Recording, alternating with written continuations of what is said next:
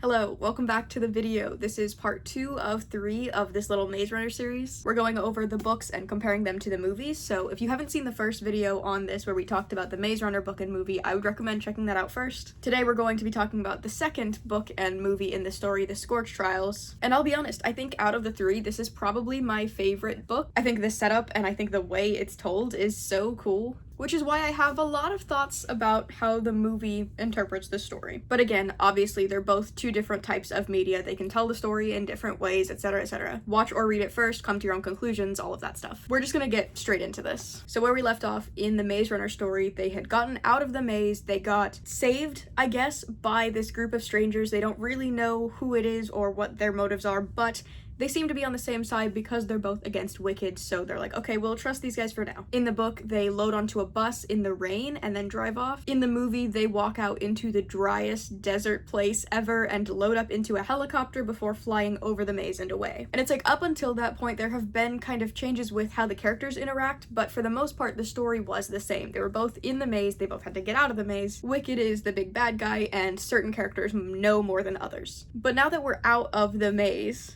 and especially, I mean, even just the fact that they escaped in different ways, it really sets up the story to go on a completely different path for each of these. In the book, the boys plus Teresa are driven to what is kind of like a dorm room situation. They get taken care of, they get fed, they get rest, and everything is really comfortable and normal. And I forgot to mention, the previous book, I split it up based on day, so like day 1, day 2, day 3, until they started to get too different. For this one, because they are so different kind of from the start, I'm going to be basing it more on location. So like what happened in the dorm section, what happened in the desert section, what happened in the city section. I just feel like it'll be easier to split things up that way. The book starts off with Thomas talking to Teresa in his head, and immediately you can tell this book is going to lean into the romance a little bit more because page 1, and he's feeling kind of blushy and he's feeling comforted by her voice in his head. He's filled with relief, they feel like they're safe, they're in this place where they're being taken care of. He's smiling to himself in bed, like he's feeling very cute and very safe and very protected in this situation. But then he's taken out of this peaceful situation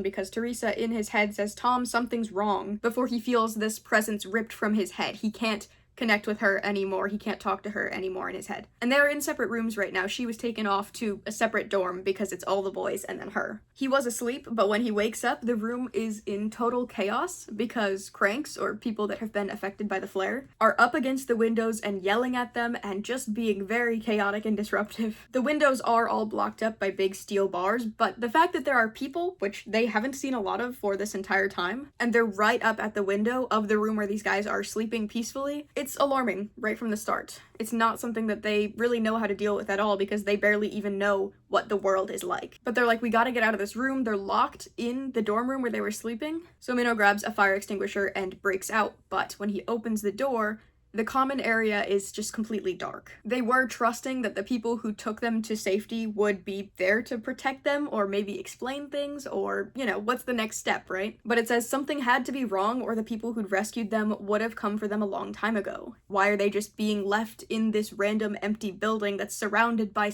sick people, right? They turn on the lights to the common area that's connected to their dorm room, and at least 12 bodies are hanging from the ceiling, and it's the people that had saved them, like the people that they just relied on to get away from Wicked, are now all dead and strung up from the ceiling. This book is so much more unsettling to read.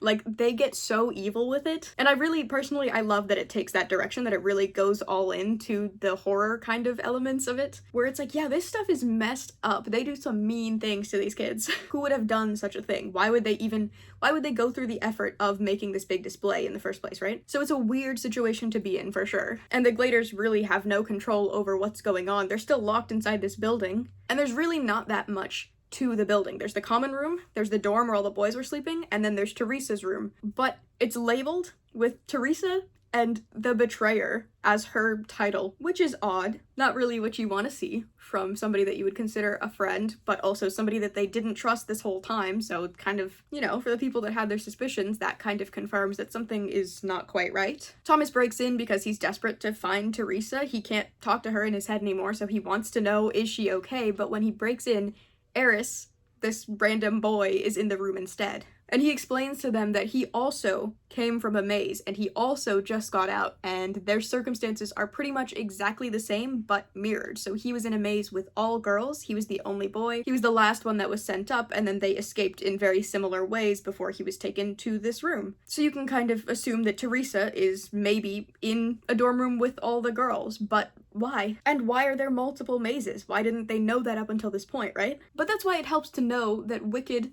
is an experiment-based situation, which is why I'm confused why they took that out of the movie. Saying Killzone Experiment Department, I feel like matters a lot, because then when you know there's multiple mazes, you know that they're testing different variables. Like, experiments need to have multiple trials. The same thing replicated to make sure that you get the best and most accurate results, so it's like, it makes sense that there's a second maze, because you know it's an experiment, but in the movie, because they take it out, it just feels like it makes a little bit less sense. I know we're not talking about the movie yet, but that's why it bothers me so much. You need the context of it being an experiment department. There are roughly 20 gladers here. They're locked in this room. There's no way for them to really get out at all. They can't get out through the doors because they're locked, and they also can't get out through any windows because of the bars and also the people that are outside that are not so friendly. And then while they're talking about the similarities of the mazes and what situation they're in right now, Eris and Thomas realize that they can talk to each other in their heads as well, just like he could with Teresa. And Eris explains that he also had a partner that he could talk to in his head. Her name was Rachel, but when they were getting out of the maze, she was killed. So like how at the end of Maze Runner, we see Gally trying to kill Thomas, but instead Chuck jumps in the way. So they're thinking, okay, was Gally supposed to actually kill Thomas instead in this situation? Because that would make them have the same experience in the maze. Why was Thomas spared in this situation? And I do think it's weird that they're confused by that, because obviously Gally was aiming at Thomas. That's why his friend jumped in the way.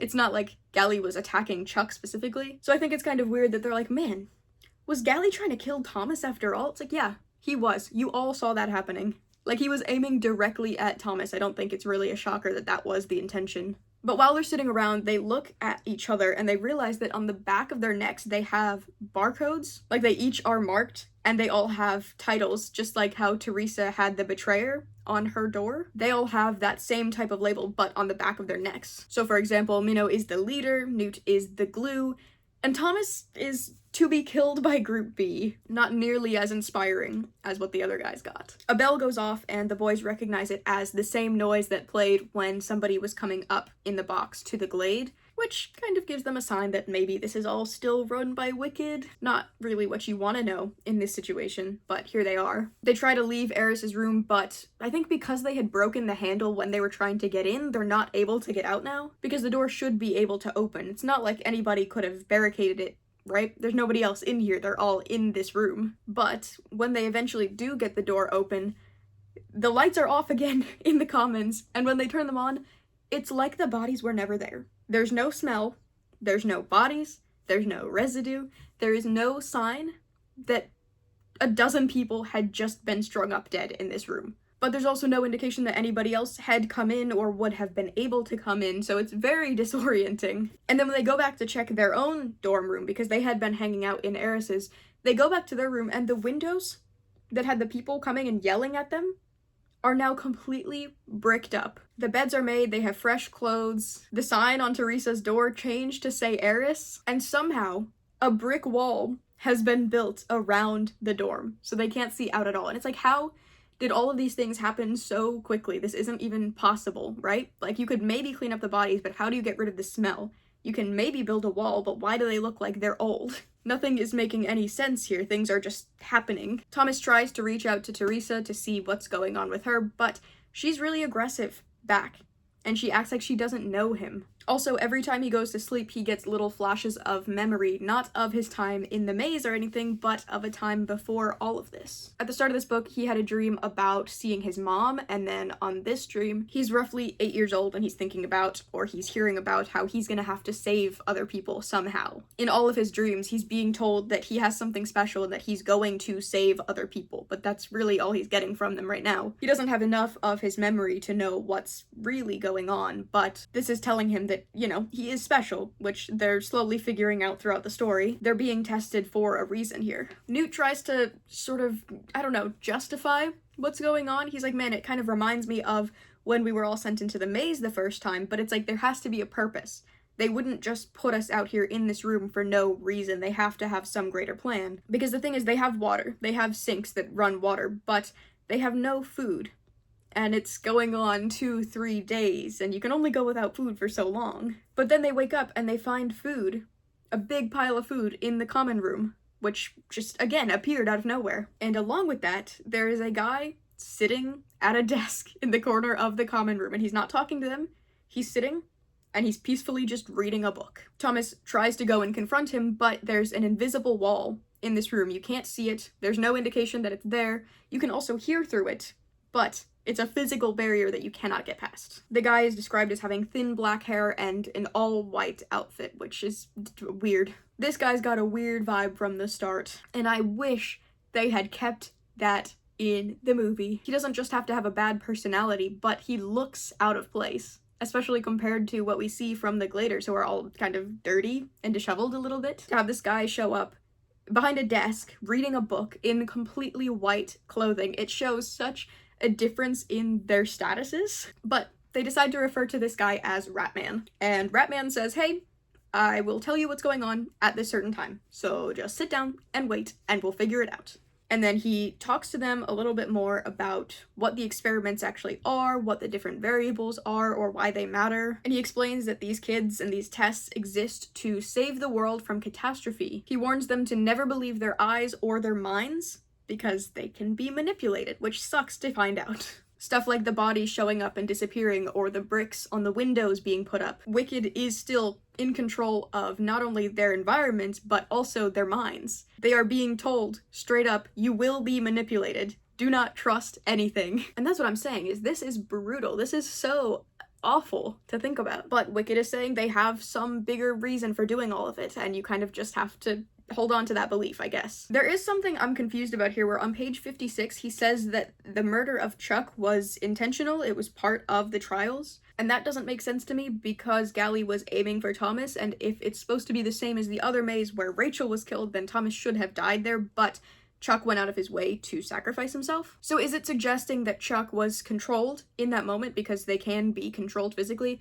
to where he was made to jump in front of Thomas, and like that situation itself was a variable? Or are they trying to take credit for Chuck sacrificing himself for his friend, because that would also just be really rude. Here is this kid giving up his life for somebody that he believes in, you know? So either Wicked made him do that, which takes away from his sacrifice, because, I mean, it's still sad and it's still a bad situation to know that he was controlled to do it. It's emotional in a different way, I guess. Or he did choose to do it, and for some reason they're saying that it's a variable as though it was something that they intended to happen. I mean, maybe they just knew Chuck so well that they knew he was going to jump in front, but you know what I mean? Just saying that that is part of the variables was a weird thing to read, because I don't know what part of it they were testing, what part of it they were in control of in that situation. And then Ratman says to the Gladers that they all have the flare. They've all caught this disease that is destroying the world, but that it takes time to set in. So, if they go on this little quest, if they do this little trial, they will get a cure by the end of it. If they don't, they will die because they're already infected. It gives them an incentive. It's like, okay, here, you're not stuck in a maze anymore. You don't have to figure out a way to get out. You just have to follow the instructions, and then there will be a reward. And if you don't follow the instructions, then there's no hope for you, so you might as well at least do this and at least try. He gives them the rules of the Scorch trials. He says, step on a flat trans, which is like a big transportation kind of teleporty thing. It's a big gray wall that you can step up to and then you'll come out in a new place. He says, find open air, head north for 100 miles, get to the safe haven within 2 weeks, receive the cure. Thomas, Minnow, and Newt separate, and they go talk in a bathroom about what the plan is, what's the situation, are they going to follow through with this or not, and Thomas mentions that his memories have faded since he got them back from being stung by the Griever, so he doesn't know what is going on right now. He doesn't really know anything about this trial. They're going into it blind. But again, the alternative is to die. There's nothing they can really do here, because the only option is to potentially get a cure for this disease that they were told that they have. So they make plans, they pack up the food that's in the common area, they assign different leaders and different strategies, And they try to rebuild the structure that they had that was so crucial to everything they were doing in the maze. The only reason that they survived so long and the only reason that they really, functioned well and got along was because they had structure and they had routine. So they're trying to get back to that here, even though the situation is completely unfamiliar. Minho tries to tell Newt that he's obviously the leader. He's the one that was leading them back at the camp when Albie was out of commission. But his neck says otherwise, right?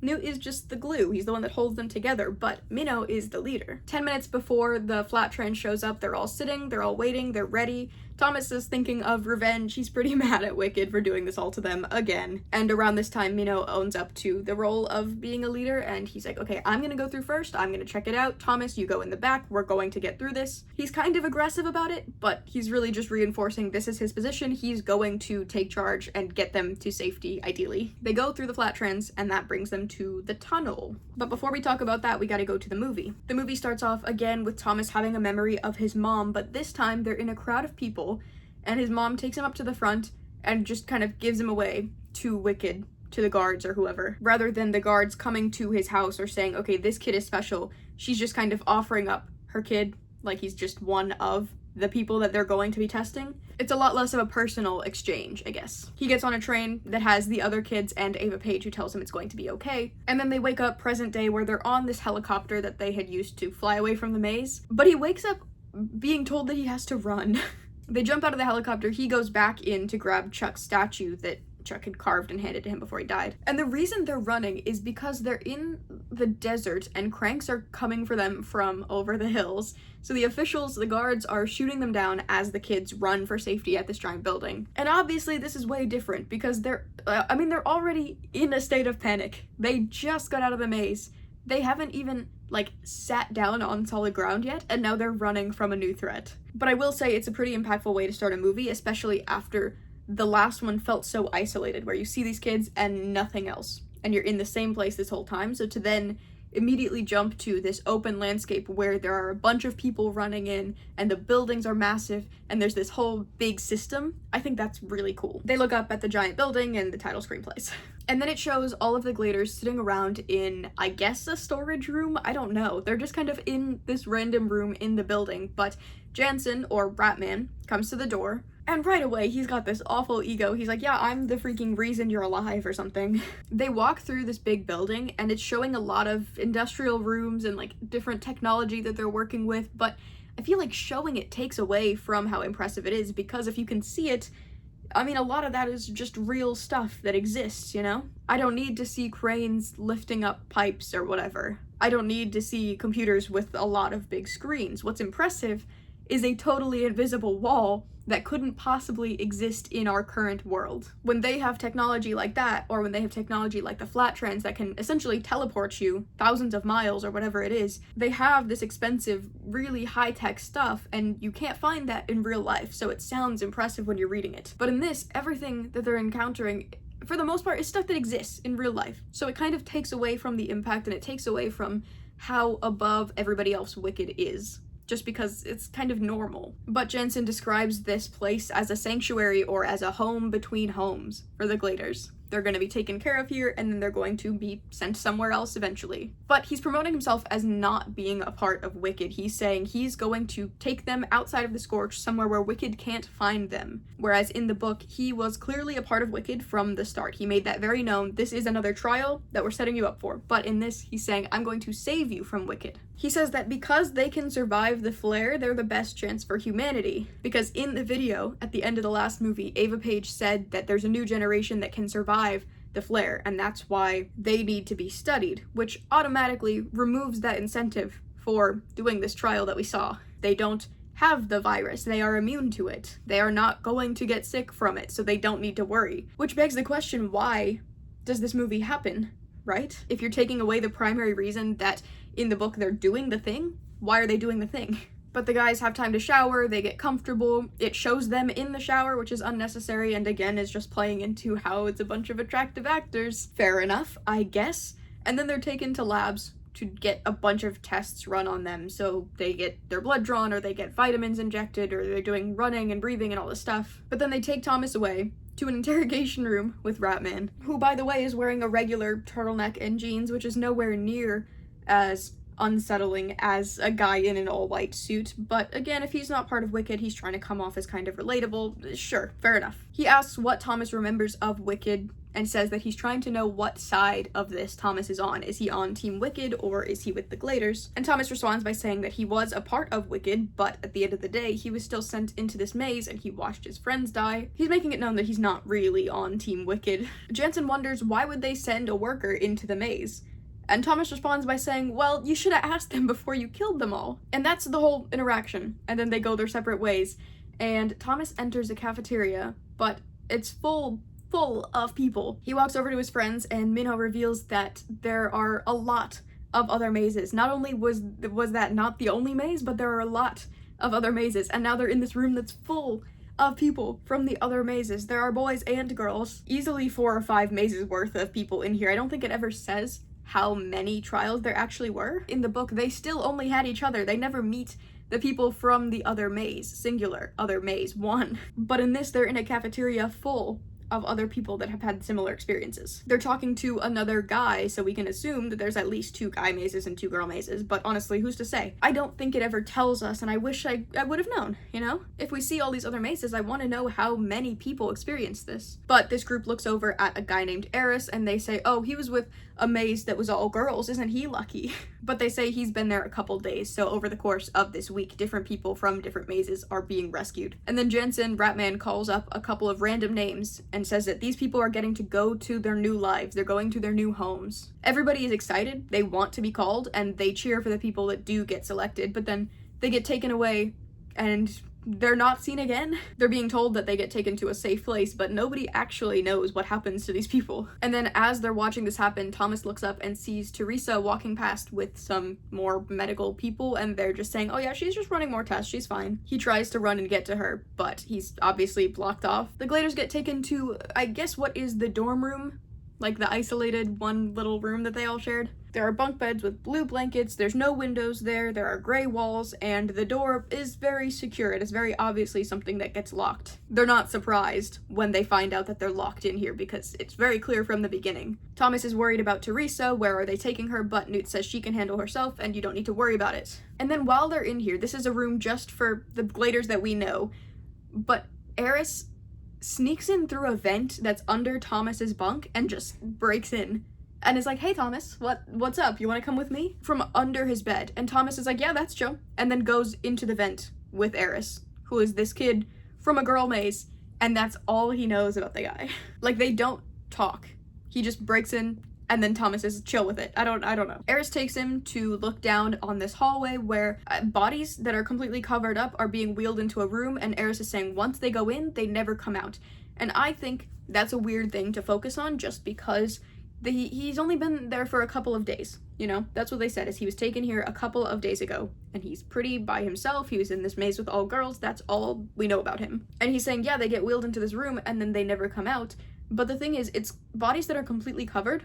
There's no indication of, you know, what's going on with them. I guess he's assuming that these are the people from the maze that are being taken to go somewhere safe, and then this is what happens to them, but as far as I know, he can't tell who actually is being taken into the room. And regardless, he's only been there a couple of days, so even if nobody is coming out of the room, it's only been a couple of days. Maybe these are just people that are more sick, like they just need more attention, or maybe there's special tests in there, or maybe there's just a different hallway that takes them somewhere else after. Like, it seems weird to focus on these people are taken into this room and something evil must be happening in there. But he's also like, yeah, there's no vent into this room, so I can't actually see what happens in here. And it's like, okay, well, maybe it's just a sterile room that they have to have blocked off. I just feel like it's not worth freaking out so quickly over. And obviously it ends up being something more evil, but just that in itself was kind of, I don't know. It doesn't seem like they've been there long enough to justify worrying about it to this level, but maybe that's just me. And he explains that the reason he brought Thomas and showed him is because the others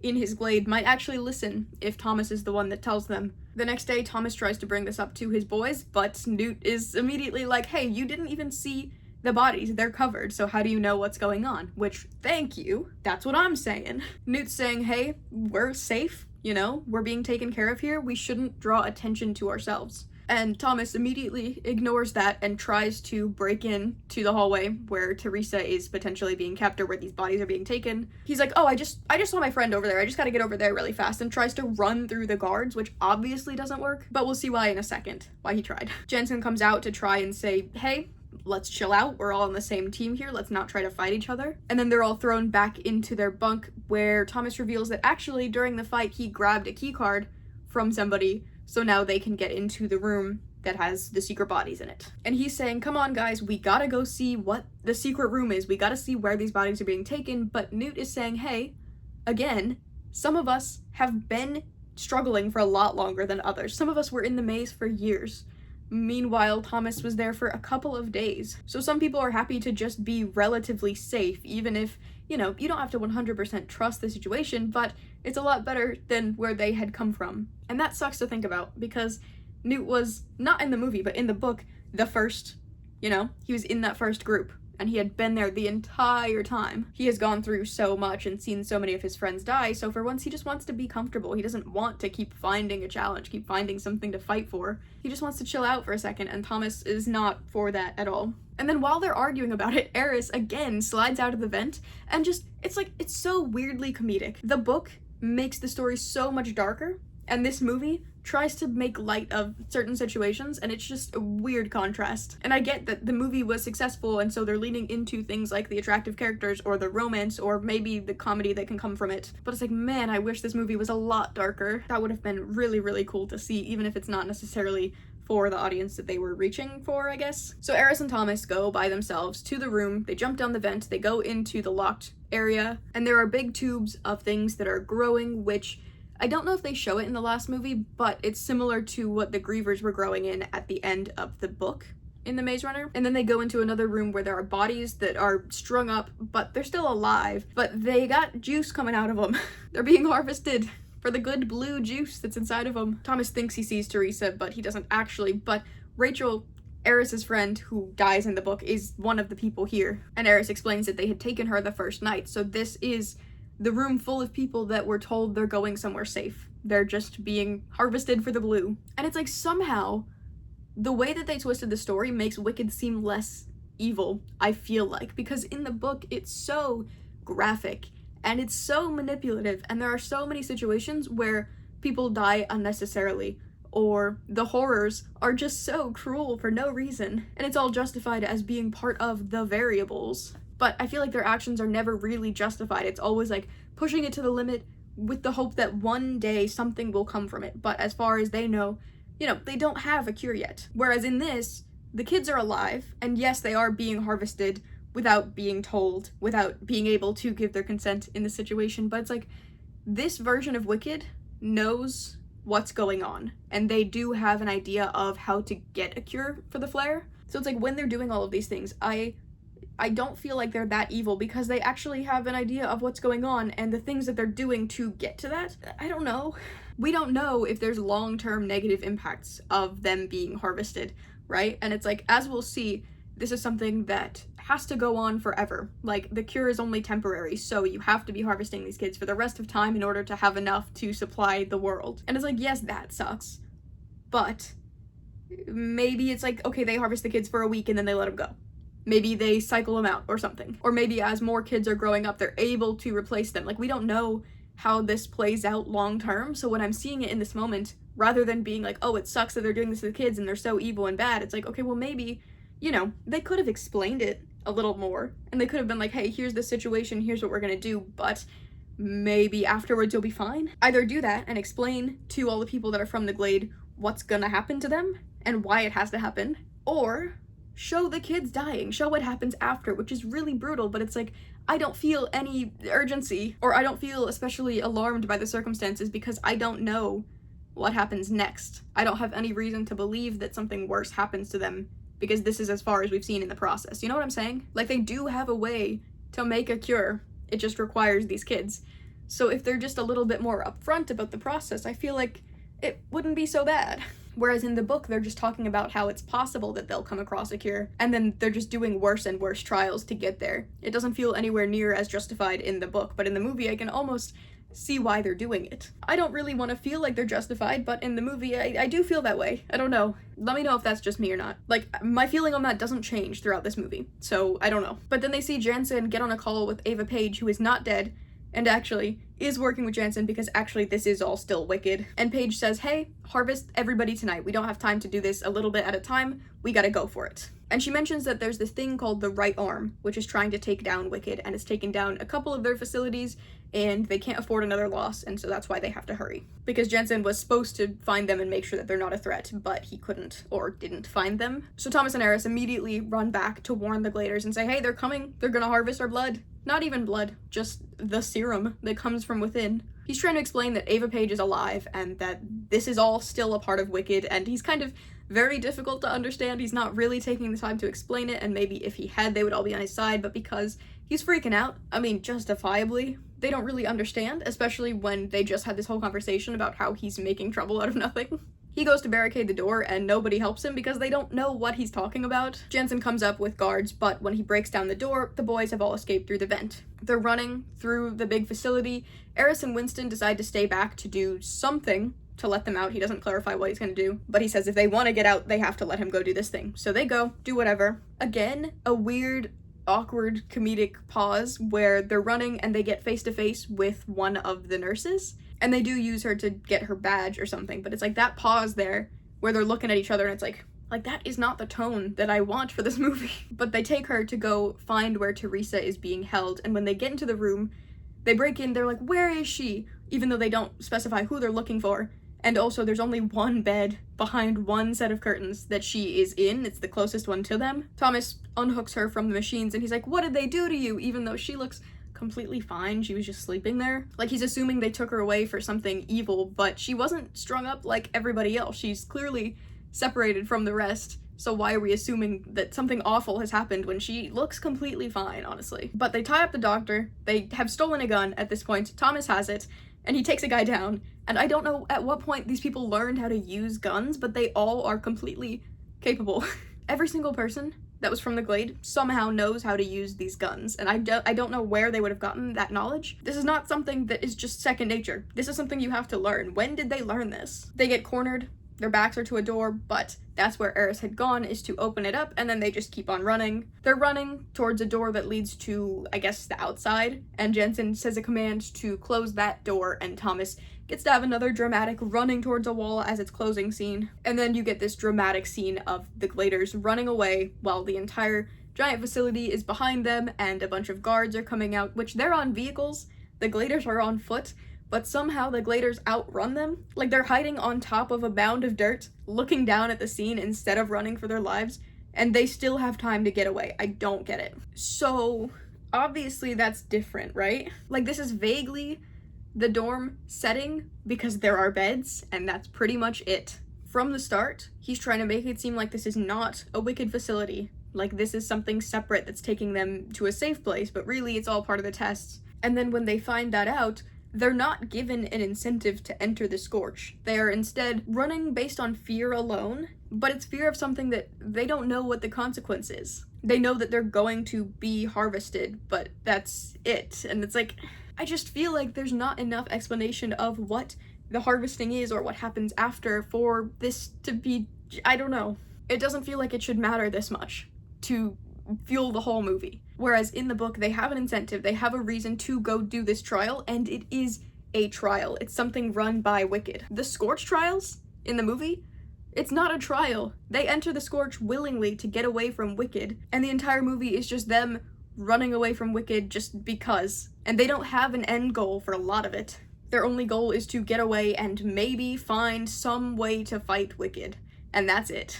And because of that, we also don't have the flat trans that takes them to the trials, because they're not even supposed to be out in the Scorch in the first place. Like, not according to Wicked's plan, at least. They just run straight from dorm to desert. So, this next section is just book.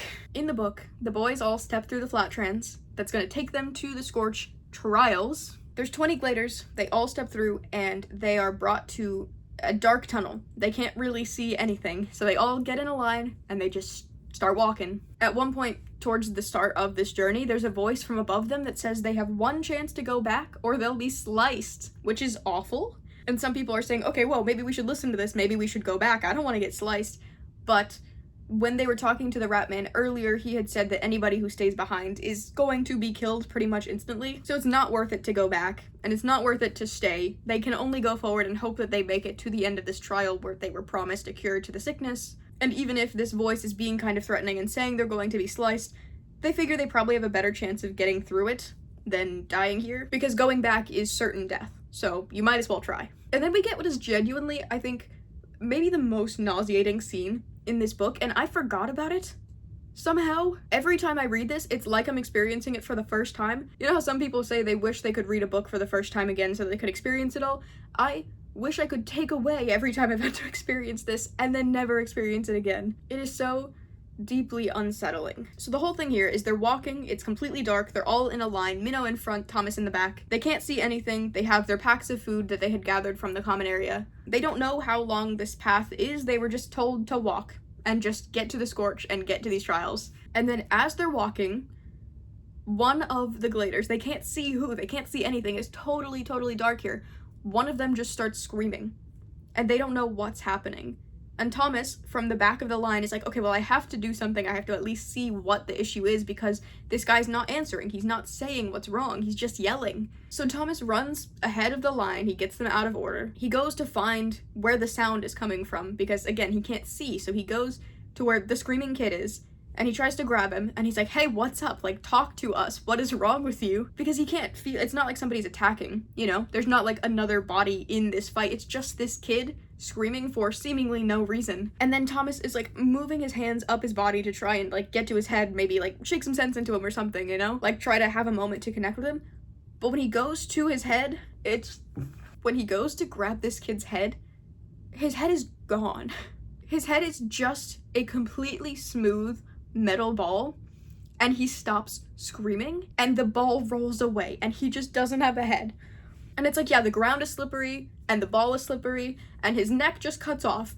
There are some scenes that haunt me from this book. For some reason, that one always slips my mind, and maybe it's for the best, because I really do not want to think about it. It is the most horrifying thing in this series, I would say.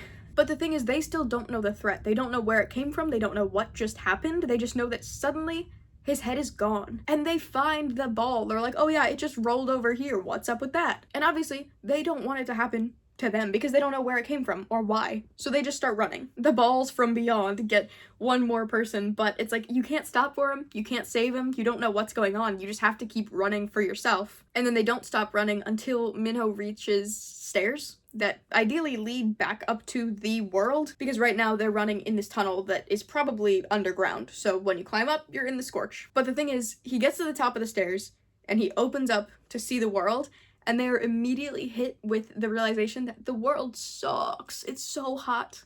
It's so dry. This is light and heat from the sun like they have never experienced before. Because also you have to remember that this version of the Gladers, not the movie, but the book, they haven't experienced real sunlight in years. Their sky has been artificial this whole time, so they haven't experienced real sunlight for as long as they can remember. And now when they're being introduced to it, it is unbearable. They're being thrown directly into the Scorch, where the sun flares are the worst, where it's the hottest. So then it's this battle of, do we go up there where it's hot and it's potentially too hot for us, or do we stay down here with the threat that we can't see? And then as they're kind of debating, can we go up here or not, a metal ball drips from the ceiling and goes for Winston's head. It like comes from above, shoots onto his head, and then starts melting over his face. And it's like, okay, it's going to melt into a completely solid ball and then take his head off, and that's what's been happening. Thomas is like, okay, we can't let it get somebody else, especially now that he can see it and he can kind of do something about it, so he runs over and he tries to pull it off with his bare hands, but it's really hot. It is literally melting the skin off of this guy. Like, it's not pleasant at all. So he wraps his hand up and he finds a way to pull it off. Winston is not well. His face has been melting inside of this ball. It's like all of his hair is gone, and he's just like, his head hurts. I don't even know how to describe it. His head hurt. And the metal ball kind of has a weird consciousness of its own where it like takes a second before flying away. It's weird. And it doesn't come up again, I don't think. And it's like, that's what I love about when they're describing the technology in the book, where it's like the invisible wall or the flat trans or even this weird threat that shouldn't exist but somehow does. Like, none of that could exist in the current world, and that's why it's so scary to think about. But Winston is, you know, he's not well. He's alive. So at least there's that. And after witnessing that, they realize that they need to just brave the desert. It doesn't matter, because it can't be worse than what they are going to experience if they all wait for the death balls to come for them, you know? The desert is hot, and it's going to probably be painful and really difficult, but they need to at least try. That's kind of what's fueling them through all of this, is they just have to get to the next thing, because it can't be worse than what they're in right now. And so, that brings us to the desert. So at this point, they've gotten out of the dorm rooms for different reasons, but they're now out into the desert. This is the introduction to the Scorch. What is the world like outside of the maze and outside of Wicked's buildings? In the book, Thomas, Newt, and Minnow lead the way out into the world. They take apart some of the food packs that they had in order to use the blankets as coverings, because if you let your skin get hit with direct sunlight, you will get burnt pretty bad pretty fast. The sun is very, very aggressive, so they dump some of their resources in order to have that extra protection. They come up from the tunnel, and it is just hot,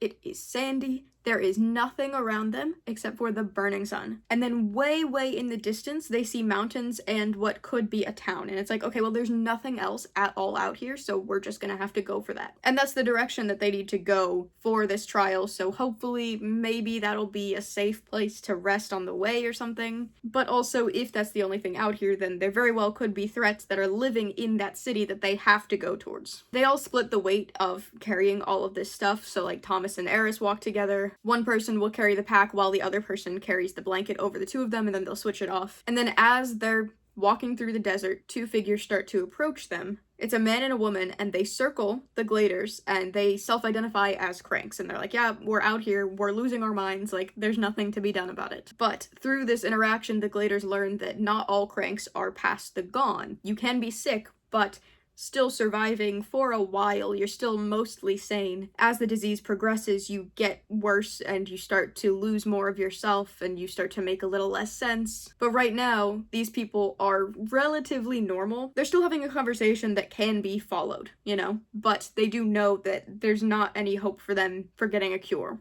And then they mention that there's this other group that's supposed to kill the gladers before running off. They say if you haven't already gotten the flare, you're going to get it while you're out here, and that's that. But also, when they mention that there's another group that's out here, Eris makes that connection of, oh, maybe it's my friends. Maybe it's the people from Group B, from the girl maze. Could they also be out here in the Scorch with a trial of their own? And the general strategy is move, like, as much as you can, even though the sun is beating down on you and it's really difficult. Rest when you can, and then when it's nighttime, that's when you really have to push yourself because it's not so hot, so you can run a little farther. You can put a little bit more energy into it and everything. But then as the sun sets, they hear screaming off in the distance. But then as they're walking, they see this little house, and when they get closer, a figure comes out of it. And at the same time that this girl walks out from behind the building, the screaming stops. So it's like, okay, well, maybe that was her screaming for some reason, but now she can see us approaching. And Thomas kind of is being hopeful. He's like, okay, well, maybe that's Teresa, and he goes to check it out by himself. He's like, okay, well, if it's a trap, I don't want us all walking in, so let me just go check it out on my own. But secretly, he's also hoping it's Teresa so he can see her and talk to her and everything. But when he gets closer and he starts to interact with Teresa, he can see that she looks really clean. She doesn't look like she's been struggling through the desert like they have. But the thing is, they are talking inside of this house, and Teresa lets Thomas know that she's being controlled, that Wicked is having her do certain things. They share a kiss in this house, but something is very clearly not right, and she does let him know that it's a trap and that they need to get far away from her. So he comes out of the building, and he tells all the gladers, we gotta go, we gotta just keep moving, don't even worry about it, and he runs off. Thomas doesn't immediately explain to the gladers what happened, but when he does eventually talk about it, they all get that that was a really hard decision for him because he had to actively choose to leave behind Teresa in order to potentially save the rest of the gladers, so that they didn't walk into a trap or something that had been set by Teresa and the group that's meant to kill them, apparently. It's rough out here, but he walks away from Teresa, and they just keep going, they keep moving towards the city. As they're going towards the city, wind starts to pick up, clouds start to move in, it looks like it's going to storm. And then they run into a guy who's on the ground, and at first he seems dead. He's not responsive, he's just kind of curled up on the ground, but they eventually get him to say something. He's difficult to hear, he's difficult to understand, but the general idea is that he's very scared of this storm that's moving in. He's not really answering their questions. They want to know, is the city safe? to go into, or are we walking into an even bigger death trap? But this guy is only worried about that storm. But you can't do anything about it. It's not like you can control the weather, so they run the last half hour-ish that it takes to get to the city. At this point, they've been walking through the desert for days, so they just want to get to this next location. But then as they get closer, the storm approaches, and the lightning starts, and oh boy, the lightning. This is not any regular type of storm. This is very aggressive, very threatening, very dangerous storm. It's windy, it's cloudy, but the thing that is the actual problem is the lightning, which is everywhere. It is unavoidable, so the boys just run as fast as they can to try and get to any sort of cover in the city. But because the lightning is so close to them, they can't really hear anything. They can't hear even each other screaming. One lightning bolt comes down and hits a kid named Jack, and that is the scene from this book that I still think about regularly, years after I read it. It is something that is stuck in my head forever. Because Thomas looks down into this crater that was formed by the lightning, and he's describing this kid that got hit, and he's saying how he doesn't have any hair, his leg from where he was hit, like from the knee down, is gone, and his eyes exploded. And he's just dying in this hole. There's nothing that can be done for him. He's obviously in agony, but you can't even hear him screaming because of everything else that's going on. It is so brutal. It is such an awful thing to think about. I do not like thunder lightning at all. So reading that and seeing that description of this kid who got struck, it's awful. And then right when they're about to reach the city, Minho also gets struck by lightning and catches fire, but he gets put out. He's okay. He's gonna live. And then as they finally make it to the city and they get to safety-ish, the book says that rain started to come down as if the storm had finally decided to weep with shame for what it had done to them. What an awesome line. And that takes us from the first portion of the desert into the city. In the movie, things play out a little bit differently because there's no reason for them to be in the Scorch. There's nothing that they're working towards, so you have to come up with, I mean, really anything for them to do, right? They don't have that incentive, they don't have that authority that's telling them they have to be out here, so what are they doing? Why are they out here? They ran away from Wicked, and they come across this abandoned building that's kind of falling apart. They go through an open window. Thomas just keeps saying, we gotta run, we gotta get out of here, they're gonna catch us, but everybody else stops him and is like, hey, we need to know what's happening. Like, you can't just keep running around and expecting us to follow if you're not gonna talk to us. He explains that he and Eris had found the bodies that are being harvested and that Wicked wants something that's in their blood that only they have. Newt asks Thomas for a plan. He says, you made us follow you all this way out here, now what do we do? Like, you took us away from the safety, and for what? But Thomas doesn't have a plan. He was just getting out of there, and everybody's kind of fed up with that a little bit, which, fair enough. Thomas is out here thinking he's the main character, and he is. But the other characters aren't falling for that behavior. They're like, this is too much from you, thinking that you can just take us all out here just because you felt like it. But Eris points out that in the phone call between Jansen and Paige, they mentioned the Right Arm, which is this rebellious group that's trying to take down Wicked, and it's like, okay, what if we go find them? Because they're somewhere in the mountains, is what the call said. It's like, we can go to them for help. That might be our only chance of getting any sort of support here. I don't know if they're just looking for protection, like somewhere to stay, or if they're looking for something a bit more aggressive. But as of right now, that's their rough plan, is that they're going to go find this group that's against Wicked, since they are also against Wicked. They all start raiding this abandoned mall and trying to look for anything. It's like, okay, grab whatever you need. So Teresa finds shoes, because up until this point, she has not had shoes on. And then while they're searching, Thomas and Minho are together, and Minho is saying, I don't want to end up like the kids that are stuck back at Wicked. Like, I don't want to be put through whatever Wicked wants from us. And it's like this kind of unspoken agreement of, like, don't let them get me. Like, I'd rather die than go back there. As in, will you step up and take me out if there's a situation where they might be able to get me, type of thing. This does matter later. They come across a dead body in a chair, and they're shocked to find a lamp, because that means this place did have power, which I think is weird because it's an abandoned mall that, like, did function at one point, so I guess they're assuming that the power was used more recently, even though the body looks very, very dead. Like, yeah, you just came from a giant facility right down the street that had full power, so why is it a surprise when this building does too? Or at least did in the past? I don't know. They turn on power to this whole building, and immediately the cranks wake up and start chasing them. There's one behind a fence that also has no eyes. That's the thing that we see a couple of times in the story, which I do appreciate that they at least made the cranks look kind of scary, because if you're gonna cut out all of these really nasty things that happen to the gladers, the least you can do is make the sick people look really sick. Which is kind of a weird thing to say. I don't really like the vibe of the thing I just said. But you know what I mean? Like, the whole idea is that they're almost turning to something other than human because of how infected they're getting. Like, they're kind of going zombie mode, I guess. Which really is, I mean, that's what's happening in the movie. They turn into zombies. I'll talk about it later. That really frustrates me, how the flare is different in the movie. But it's like, if you're gonna go that direction, I'm glad that they leaned into it and made it look kind of nasty. But the thing is, Minho out loud wonders what are these things, even though they watched a video from Ava Page talking about the flare, and they know that there is this cure to the flare, and they know that the bad things happen to the world. Like, there's no reason why they should be wondering what's happening, because at this point, no, they don't know the details of Wicked and everything that they had gone through before, and they don't know the exact details of the world, but they do have a basic understanding of what's been going on, so why are they confused every time they run into the cranks? As if they haven't been explicitly told what is going on. They're literally being tested to cure this. How do they not know what it is? Like, in that video, there were clips of people that were infected that got really sick. You can see it on the screen, so why are you asking right now? You know what that is. It's fine. It's whatever. As they're running, like, various gladers will turn around and try to fight back against the cranks to buy them some more time, or whatever it is, they want to have a noble moment. And every single time, without fail, Thomas turns around and goes, no! Like, don't do it! Stop! Keep running with us! But the thing is, the person that's fighting wins immediately.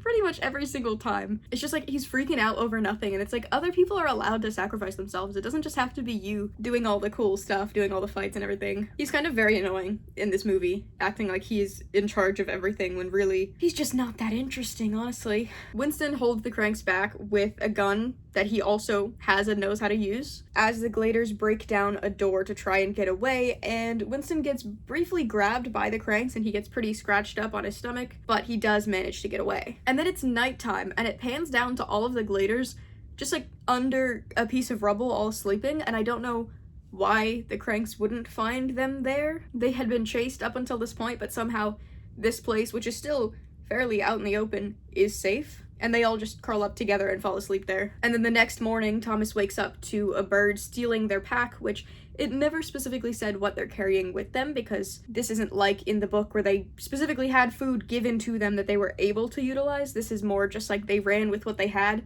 and also grab what you need from this area that they're in, but I don't think it ever really shows what they all needed and what they all grabbed besides Teresa grabbing shoes. And trust me, she did need those. At this point, Winston is unwell. He's just a little weaker. He's having a harder time getting up, moving around, but he's still pushing through. He's not saying anything about it. And then this is the first day out. They were in Wicked's place.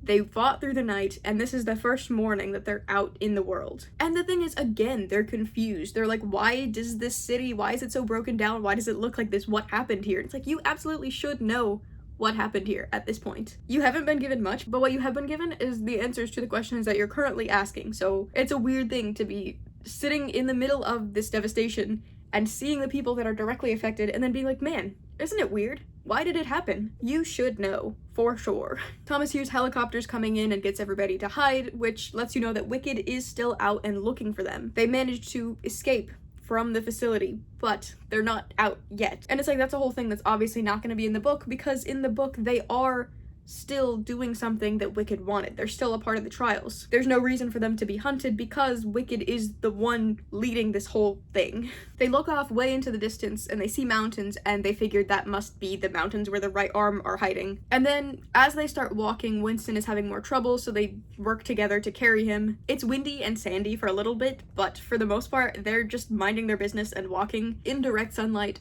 and they don't mention the heat at all. There is no mention of getting burned or of the heat in any way. The entire thing of this story is that walk to the city, when they're just set loose into the wild and they're fighting the elements like this and they're seeing the devastation that happened to the world. So I think it's very interesting that they're just fine out here, actually. The heat and the sun has no impact on them. I will say, it's cool to see the devastation around them, like the bridge, because it's like, oh, before this must have been just a lot of water and now it's completely desert. Like, it does show that something bad has happened, but they're not physically reacting to it, and I think that's kind of, it takes you out of it a little bit to see how bad the world has gotten, but then to look at the people and they don't really look affected. And I think that kind of all ties back to the fact that these actors are attractive and you want to play into that a little bit and you want to lean into the romance and all of that. And it's like, yeah, but the story is devastating. The things that take place are brutal, and you would be telling a completely different story if you leaned into that. But instead, they want to keep the actors looking pretty,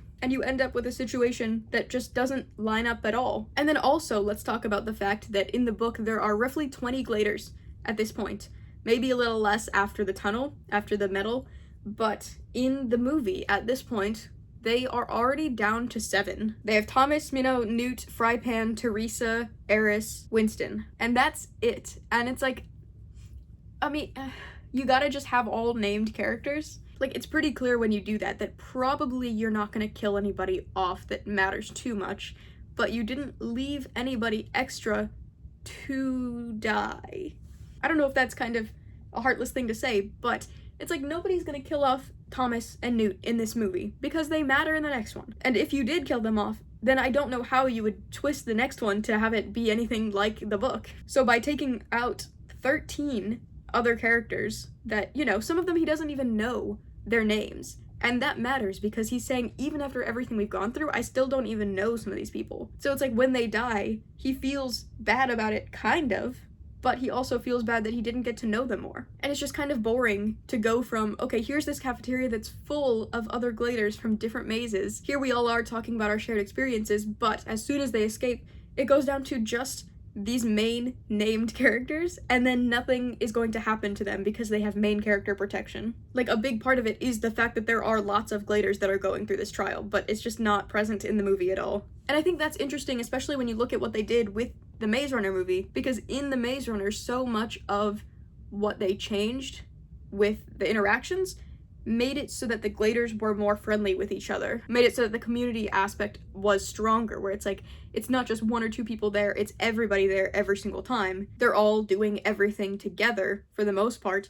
So to then completely flip it and take everybody out of it for this movie just feels weird, because it's like, they weren't the only people that escaped the maze. So did they just abandon the other gladers and not mention it and not care about it? Did all the other gladers that escaped with them already get picked to go home, to go to the safe place? It just seems like a weird way to completely twist what they had started in the previous movie, where it felt like everybody was together, but now it just doesn't even matter that they're all gone. While they're traveling the desert, Teresa reveals that Wicked had put something in her neck that gave her back her memories. She's talking to Thomas and says she remembers when they were kids, and she remembers what Wicked is working for, and she thinks that they should go back. And it's at this point that Winston succumbs to his illness. He admits that he is not doing well, and he reveals the markings left behind by the people that had the flare. He is very infected, and it is growing rapidly, and he says he doesn't want to become like them, so somebody please, you know, let him die, so that he doesn't have to progress, he doesn't have to get more sick. And Newt is the only one strong enough to give him a gun. I wonder if that'll come into play later. They're hiding in wreckage, and they're talking about how can one person get infected if we were told that we're immune? They were told they don't have to worry about the flare because they are immune to it, and that's why they're the ideal subjects and everything. So it's like, okay, well, maybe we're not all immune. Maybe some of us can be infected, which is just another thing to worry about. And Frypan specifically says how he misses the glade because everything, you know, it's still not ideal, but it certainly is better than what they're dealing with right now. And that's something that I said when I read it like 4 years ago. I was like, man, these conditions suck. But I almost wish that they could just stay in the maze because I know that it only gets worse from there. So it's cool to see that the characters feel the same way. So at this point, there are 6 main characters because Winston is no longer with us, and as they're sleeping, Thomas looks up and sees lights in the distance and realizes they could be pretty close to a city. As they move toward it, the lightning and the clouds move in. Again, we're seeing that storm getting closer, and I feel like it would be more scary if there were more gladers still in this situation, just because the more bodies on the move, the more potential there is for somebody to get hit. But because there's only 6, and again, they're all the main characters, you kind of know that they're probably all going to make it and be fine. It is still a pretty scary situation. I think my one main complaint is in the book, they make it really known that Thomas cannot hear. He talks about how his ears are ringing and how it's so loud that he can't hear his own screaming and all of this stuff about how it's just loud. But the thing is, in the movie, they still are yelling, and you can hear the lightning. You can hear it all going down up until Mino gets hit by lightning. He doesn't catch on fire, he just falls over, and Thomas, who was pretty close by, also falls over, and at that point he loses his hearing, and it's like, we saw lightning closer, like, the whole time they're running. It's not like this is the first one that was in their vicinity, it's been all around them this whole time, so I just feel like it's kind of, it's meant to make it more dramatic that one of them got hit, but I feel like he should have lost his hearing just progressively as they're running and have the audio switch to be just his ears ringing from how bad it is, so that when he falls over, he doesn't even realize, and it's disorienting, and it's like, what's going on? And then he realizes, oh, my friend just got hit, rather than trying to take away the audio then, as if that wouldn't have already happened because he's been listening to it this whole time while running. He looks shocked that it happened, and it's like, no, you should very much have already expected this. It's been around you this whole time. It's been really close to some of them. Just because somebody gets hit doesn't mean that that's the only thing that matters here. The weather itself is alarming. But yeah, he doesn't catch on fire. He's just kind of lightly toasted. He's burnt all around, but the 6 of them all make it to the building.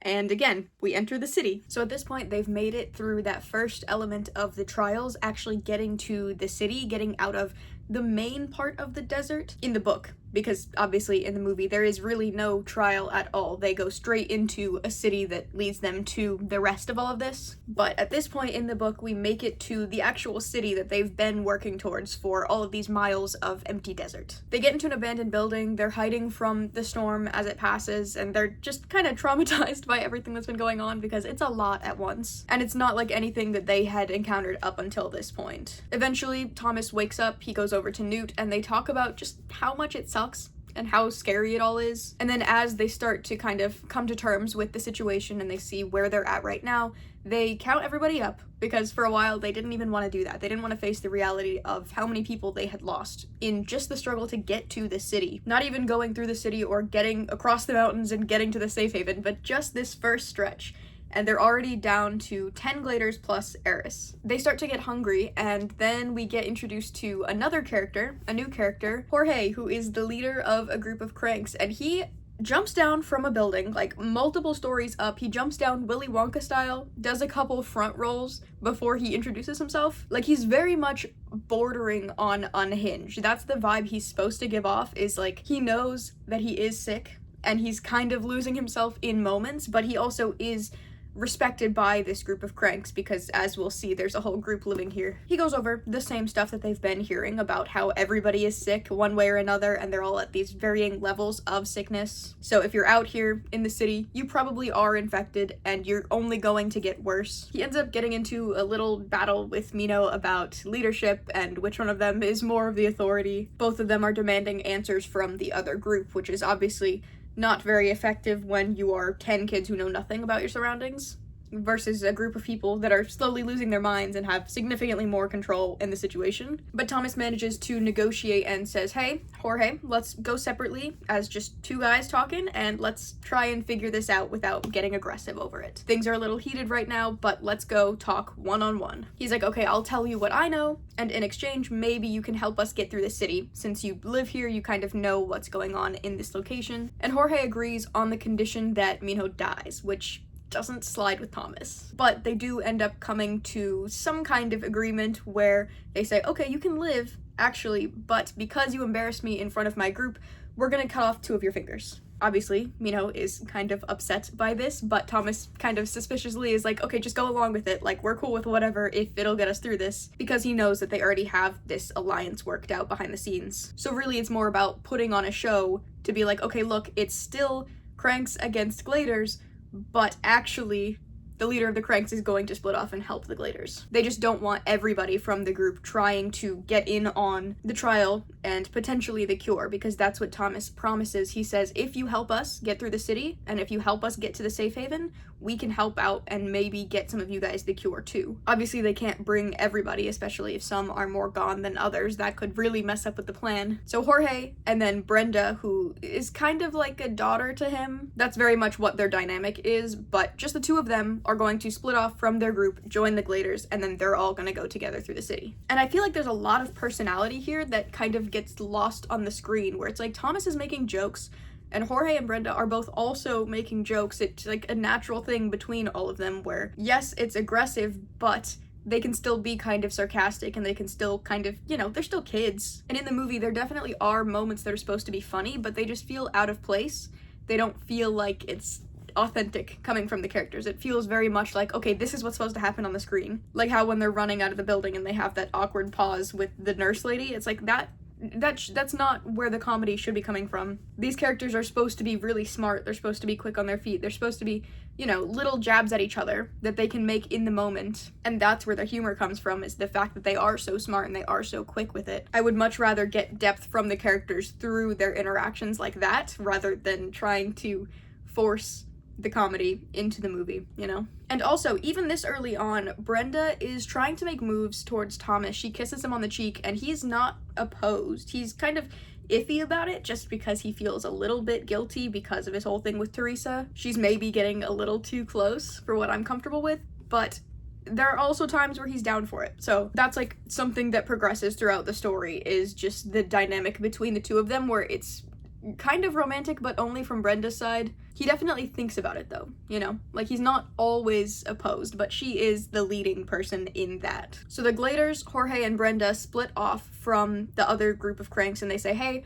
we're gonna go eat, and then we're gonna take care of this guy's 2 fingers, and then, you know, we'll take care of the group however. And after they split off, it's like, okay, now we're separated from these cranks and we can go and we can leave them behind. But while they're eating, the building explodes, and they're like, oh, actually, probably what happened is the cranks in the group that we're abandoning realized that we're going to get food and then possibly leaving them. So they tried to sabotage us by trying to blow up either us or our supplies. The Gladers and Jorge run in one direction, but Thomas and Brenda get separated and they go down a separate path, just the 2 of them. Thomas is like, hey, but wait, my friends, like, I want to go that way with them, and then the ceiling falls and completely blocks that path. So he doesn't have the option of reuniting with them. Brenda is like, okay, we just have to keep going this direction. Like, we can't get through the rubble to get to them. So we just have to trust that they can make it out, and we have to get ourselves out of here. And that brings us to the underneath. In the movie, the general idea is the same, but really it's the personalities that are very different, I feel like. So after the storm in the movie, they take cover that's still in a building full of cranks, but now instead of it being a team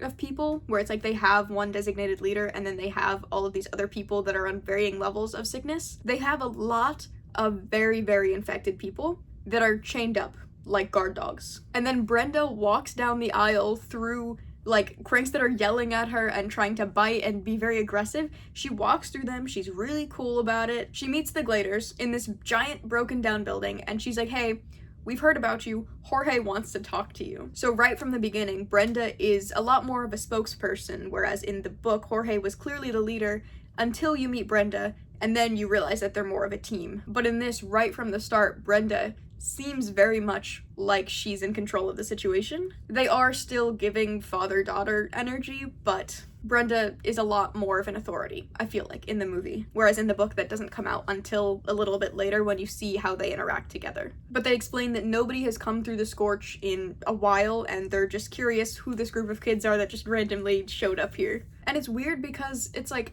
in the front, they have these guard dog type sick people that are chained up, that are really loud and really aggressive. And then the second you get into the actual establishment, which they have this whole giant facility, they've got different technology, and they've got, you know, they've got a lot of stuff that works well, but everybody in there seems very functional. I don't know if that's the word I want to use, but that's the word that's coming out. The people that are in the building don't seem infected. So at the front, they have people that are the most sick, and then inside this building are a bunch of people that are completely fine, and they're running things as normal as they can be in this situation, but they're not sick.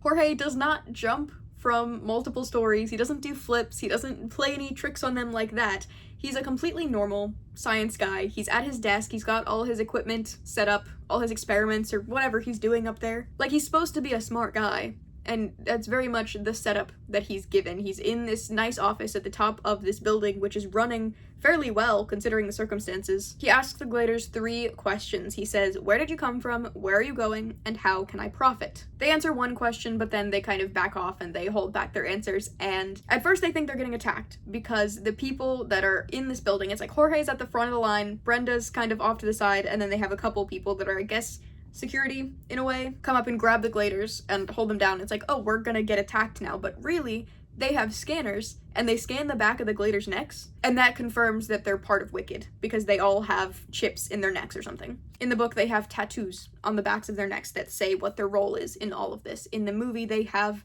a chip or a barcode or a QR code on their backs, and that is what assigns them as part of Wicked. Not only does that let us know that this group is aware of Wicked, but they also have a scanner that identifies the people from Wicked, or like the patients, and it's like, where did they get that scanner? Why are they associated with Wicked like that? Did they steal it? Did they just happen to come across it? I want to know more about that. How did they obtain this technology? Because it's like, sure, you could figure out how to get the lighting or the music or whatever that they have in this building, but how did they get Wicked specific scanners? That's what I want to know. But Jorge's group essentially says, because you're from Wicked, we know that you're valuable because they're looking for you. So we're gonna keep you captive, and we're gonna maybe try and trade you out for something cool. So they hang all the Gladers up by their feet. And again, at this point, there's only 6 people, so the logistics of this make a little bit more sense rather than if there's 10, 11, 12 people that they're trying to figure out. But I would love to see how something like this would play out if there were more surviving Gladers. Jorge comes in separately and meets with them and says, hey, actually, I am willing to side with you guys. I'm willing to help you guys get through this. Tell me what you know about the right arm, and I'll help you escape. So then he packs up, he meets Brenda and tells her to pack up and says, hey, the 2 of us are gonna go with the Gladers, we're going to escape. But they have to do it sneakily, or else their group is going to know that they're trying to run away with these people that are potentially very valuable. So the stakes, I will say, are a little bit higher here than just trying to run away from the group that they're leading, because in this, the other people in the group have actively decided they want to hold on to these people. They want to keep them captive so that they can sell them back to Wicked. So the people in this group are going to be a little bit more aggressive about wanting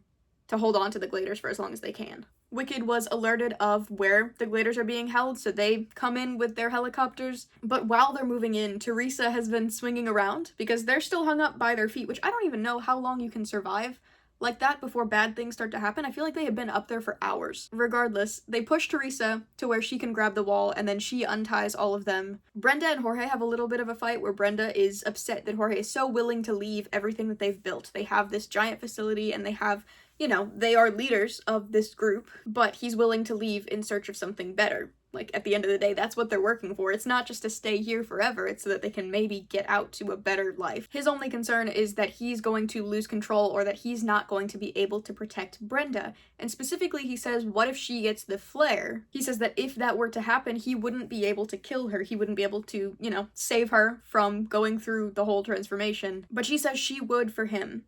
And that's interesting because it also means that they're not infected right now. Nobody in this group, besides the people that are in the front that are tied up, are infected. Like, the flare is not an airborne sickness in the movie at all. It's entirely zombie setup. You have to be bit or scratched or something by somebody that has the flare in order to be infected and then start to get worse. But they're living side by side with people that are sick, and they're totally fine. Which is kind of boring and doesn't really make sense. It's not what I want to see from the story. I think part of why the book is so cool is because all the characters have already given up. They already know, okay, no matter what, we're out here, we are infected. So either we're going to find a cure, we're going to be given a cure, or we are going to get worse until we lose ourselves completely. It's not a matter of, I have to run away from the people that are sick for fear that they might touch me. But it's the air around us. The world itself is infecting us, and there's nothing we can do once we've gotten it. I think that is so much cooler, that's so much more stressful, the stakes are so much higher, and I mean, we've seen zombies so many times. I wish it had played more into the elements and the Scorch, which is literally the title, right? I just wish we had gotten more of that in the movie. But the Gladers get down, Wicked is coming in to try and take them, but they meet up with Jorge and Brenda, and they get this plan where Jorge is gonna blow the whole place up. He has the whole thing rigged to explode at the end of his favorite song. So they're all running out of the building, they zip line out of there, but of course, Brenda and Thomas get separated. While they're running, Teresa grabs a walkie-talkie that connects to Jansen, which is not great, not what you want to see, because could it be that she's trying to spy on them and hear what they're saying so that they're able to better escape? Maybe, but also maybe not, and maybe she just wants to talk to this guy that's out to get them, and that would be less than ideal. Also, everybody has guns. The group has guns, the people from Wicked have guns, the Gladers all have guns, and they all know how to use them. This happens throughout the entire movie. They have extensive gun knowledge. They know how to use all sorts of guns. I don't know where they got this knowledge because they barely even know what the sun looks like. But somehow they can all perfectly load and shoot and do, like, I don't know where they got that knowledge from. At what point in their memories did this become something that they practiced and that they became aware of and that they had to, like, remember the skill, you know? I don't know. But somehow they all have access to guns and they all know how to use them. And obviously none of this happens in the book because there is no need for Wicked to be pursuing them because Wicked is the one orchestrating the whole thing, whereas in this they have to kind of find a way for Wicked to still be involved in the plot by having them chase the Gladers down. But while they're running away, the song is playing, the building's going to explode, Brenda runs back for something, Thomas goes with her. They end up surviving the explosion by, at the last second, jumping down an elevator shaft. So now they're down at the underneath. Honestly, there's not too much to say about the underneath in book or movie. It's like the sewer system underneath the city, pretty much. It's just a bunch of trails, a bunch of hidden paths that you can get around with, and in the book, Brenda is pretty aware of them, but only to a certain extent. A lot of the underneath is also hiding some of the more sick cranks, some of the people that are a little bit more gone. They're down here in the dark, being scary, as you do. So they haven't explored too far because you obviously don't want to risk having an encounter down there, but they are, like, vaguely familiar with at least the surrounding area. So Brenda tells Thomas, okay, just come with me. We're gonna get out of here. We're gonna find our way. Like, I know at least a little bit about how to navigate. We gotta get ourselves out of the underneath, and then we'll meet up with Jorge and the boys later because I trust that they are capable and they're able to, you know, stay safe. At that point, they can't do anything for their friends. They just have to trust that eventually everyone is gonna come together. She's worried that the other people in her group had figured out the plan and that maybe they're still going to come after either Brenda or Jorge or, you know, wherever they're gonna go. If they're the ones that blew up the food, it's possible they could still be pursuing. And she also, throughout this whole walk, keeps trying to hug Thomas, keeps getting close to him, and he does say it's kind of weird, but she doesn't stop. He says, don't you think you're acting a little weird? And she says, I guess we came from different places. It's pretty normal where I come from. Like, she'll come up, she'll hug him, he'll be like, hey, that's kind of weird, and then 2 seconds later, she's holding his hand again. It's fine, it's fine. It's incredibly uncomfortable, but it's fine. And she also, around this time, calls the Gladers, which I know that's what I've been referring to them as this whole time, but Brenda and Jorge should not know that. It says, had he said that word around her, he didn't remember, but anybody could have at some point without his noticing. He immediately finds it weird that she knows that phrase. Obviously, anybody in this group of, 10 people, this whole time they've been interacting, they were sitting around eating, somebody could have said it, she could have overheard it, but it's like, it stands out to him. Why does she know that phrase? Because if it's not something that any of them had said, then that means that somehow she does know about the maze or about Wicked, or, she knows more about this group than what she's letting on. But he doesn't really dwell on it because, again, anybody could have said it at any point. It doesn't necessarily mean anything, but it could come up later. She might know more than she's letting on, really, who's to say? They're walking through the underneath, it's wet, it's dark, there are a bunch of locked doors against the walls, and then they hear glass breaking from behind them. It's like a light bulb breaking, and they're like, okay, well, I think somebody might be following us and they might be breaking the light bulbs, which is weird because normally if you're trying to sneak up on somebody, you're not going to make a bunch of noise to let them know. So they rule out the idea that they're being followed by the group because they're a little more smart and they kind of come to the realization that they're being followed by a crank who is very far past the gone. He comes out and he does not have a nose. And again, it gives me shivers. This book is so uncomfortable. I'm gonna read the description of this man. If you don't like gory, gross body things, skip ahead maybe 10-15 seconds. His face was pallid and wet, with scars and sores everywhere. One eye was gone, a gummy red mass where it should have been. He also had no nose, and Thomas could actually see traces of the nasal passage in his skull underneath the terribly mangled skin. And his mouth. Lips drawn back in a snarl, gleaming white teeth exposed, clenched tightly together. His good eye glared, somehow vicious in the way it darted between Brenda and Thomas. He's following them, and then some other cranks show up, and they also don't have noses, and they're following, and they're saying, oh, we're gonna actually take your noses, because we don't have them, so we'll just take yours. It's so uncomfortable, but it's so good. A group of 2, 3, then 4 men and women dragging themselves out of the darkness, but I think it ends up being 3 that primarily follow Brenda and Thomas because they end up running, getting into a door, and then hiding, like, under and in. They just get to a little hidey hole. And then Thomas and Brenda are hiding in this place for a long time. They don't dare move. They don't want to make a sound. And eventually they think, okay, we're safe. The cranks have left. So they start to get up.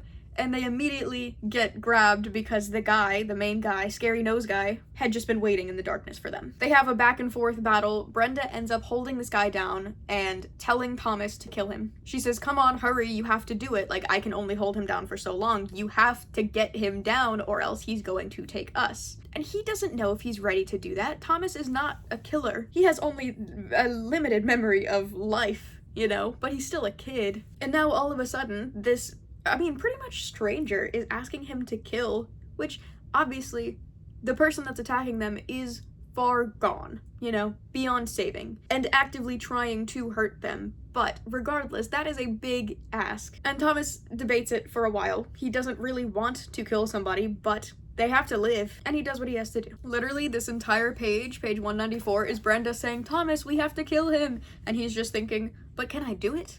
Can I kill a man? And Brenda's saying, Thomas, you have to kill him. It's funny, but that is the end of the Underneath, because after that he demands that they get back up to daylight, no matter what it takes. They cannot stay down here any longer. In the movie, Brenda seems a lot more confident that she can get them out of the Underneath right from the start, rather than being upfront about the fact that she doesn't know most of what they're going to be going through. Like, in the book, she's very clear about the fact that they couldn't explore that far because there's dangers out here, but in the movie, she's just like, yeah, come on, like, we'll get through it, we'll get out. So it's frustrating when she almost immediately gets confused about where to go. Or, you know, they take a wrong turn and then things get worse. Thomas asks her why are they helping, because I guess they haven't really negotiated the plan that well. Jorge obviously believes in the Gladers for some reason, but Brenda is not really on the same page. She was very much for staying and sitting comfortably in what they have, rather than the two of them being on the same page and wanting to escape together and wanting, you know, kind of the same thing from the Gladers if they're being promised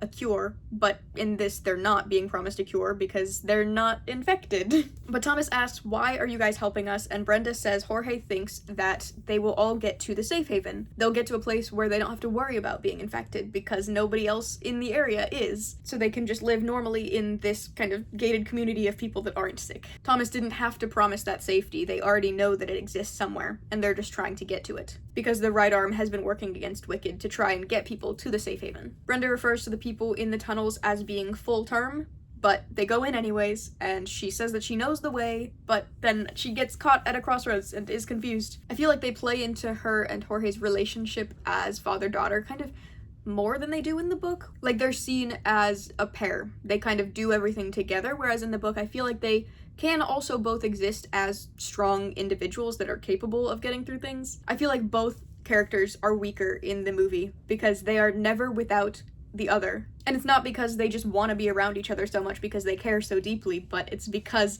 that is really what the character is just an extension of the other one, if that makes sense. I feel like that opinion might be a little too extreme, and I think it's probably not as bad as I'm thinking, but that's the vibe I'm getting. I don't know. And then we get to see the full-term cranks, and for some reason they're growing from the walls. It's giving Resident Evil. Like, the walls are infected, they're covered in vines, and then there's bodies coming out of the walls that are like halfway attached to these vines. And I mean, it looks cool. The people are sick and they are messed up and they are growing vines from their bodies. Like, I don't know what happened to them. I would love to know more about this version of the Flare because, I mean, they are not human anymore. And then Brenda and Thomas are chased through the Underneath by a lot more than 3 cranks, and I feel like by having them look the way that they look and by having the chase be, I don't know, I guess more threatening just because there's more of them, so it's more fast-paced, I guess. All of those changes make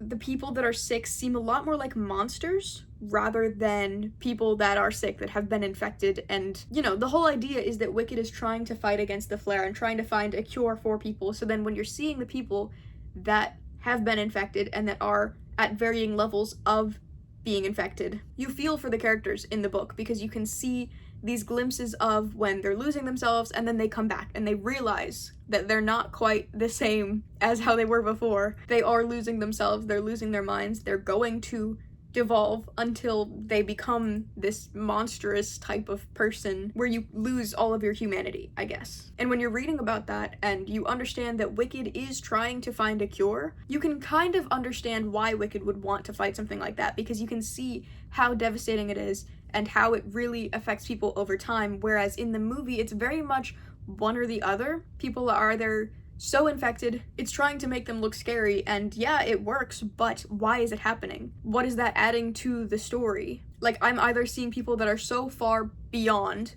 they're unsavable, and they are not human anymore. And then you add on the fact that it's not airborne, that you can only get it if you're bit or scratched, and it's like, okay, we're watching a zombie movie now. We're not watching a movie about how the sickness evolves and how the government is abusing their power to try and do good, but also they're doing bad for a lot of other people, and they're doing bad for the people that can't fight for themselves, taking away children and justifying it by saying that it's for the greater good. Like, that's a bigger conversation, and instead we're turning it into a zombie movie. And it's cool in the moment, but it would have been a lot cooler to see if they had gone full body horror with it. Not in the sense of, like, vines growing from the person, but, like, regular person that got very, very sick and infected.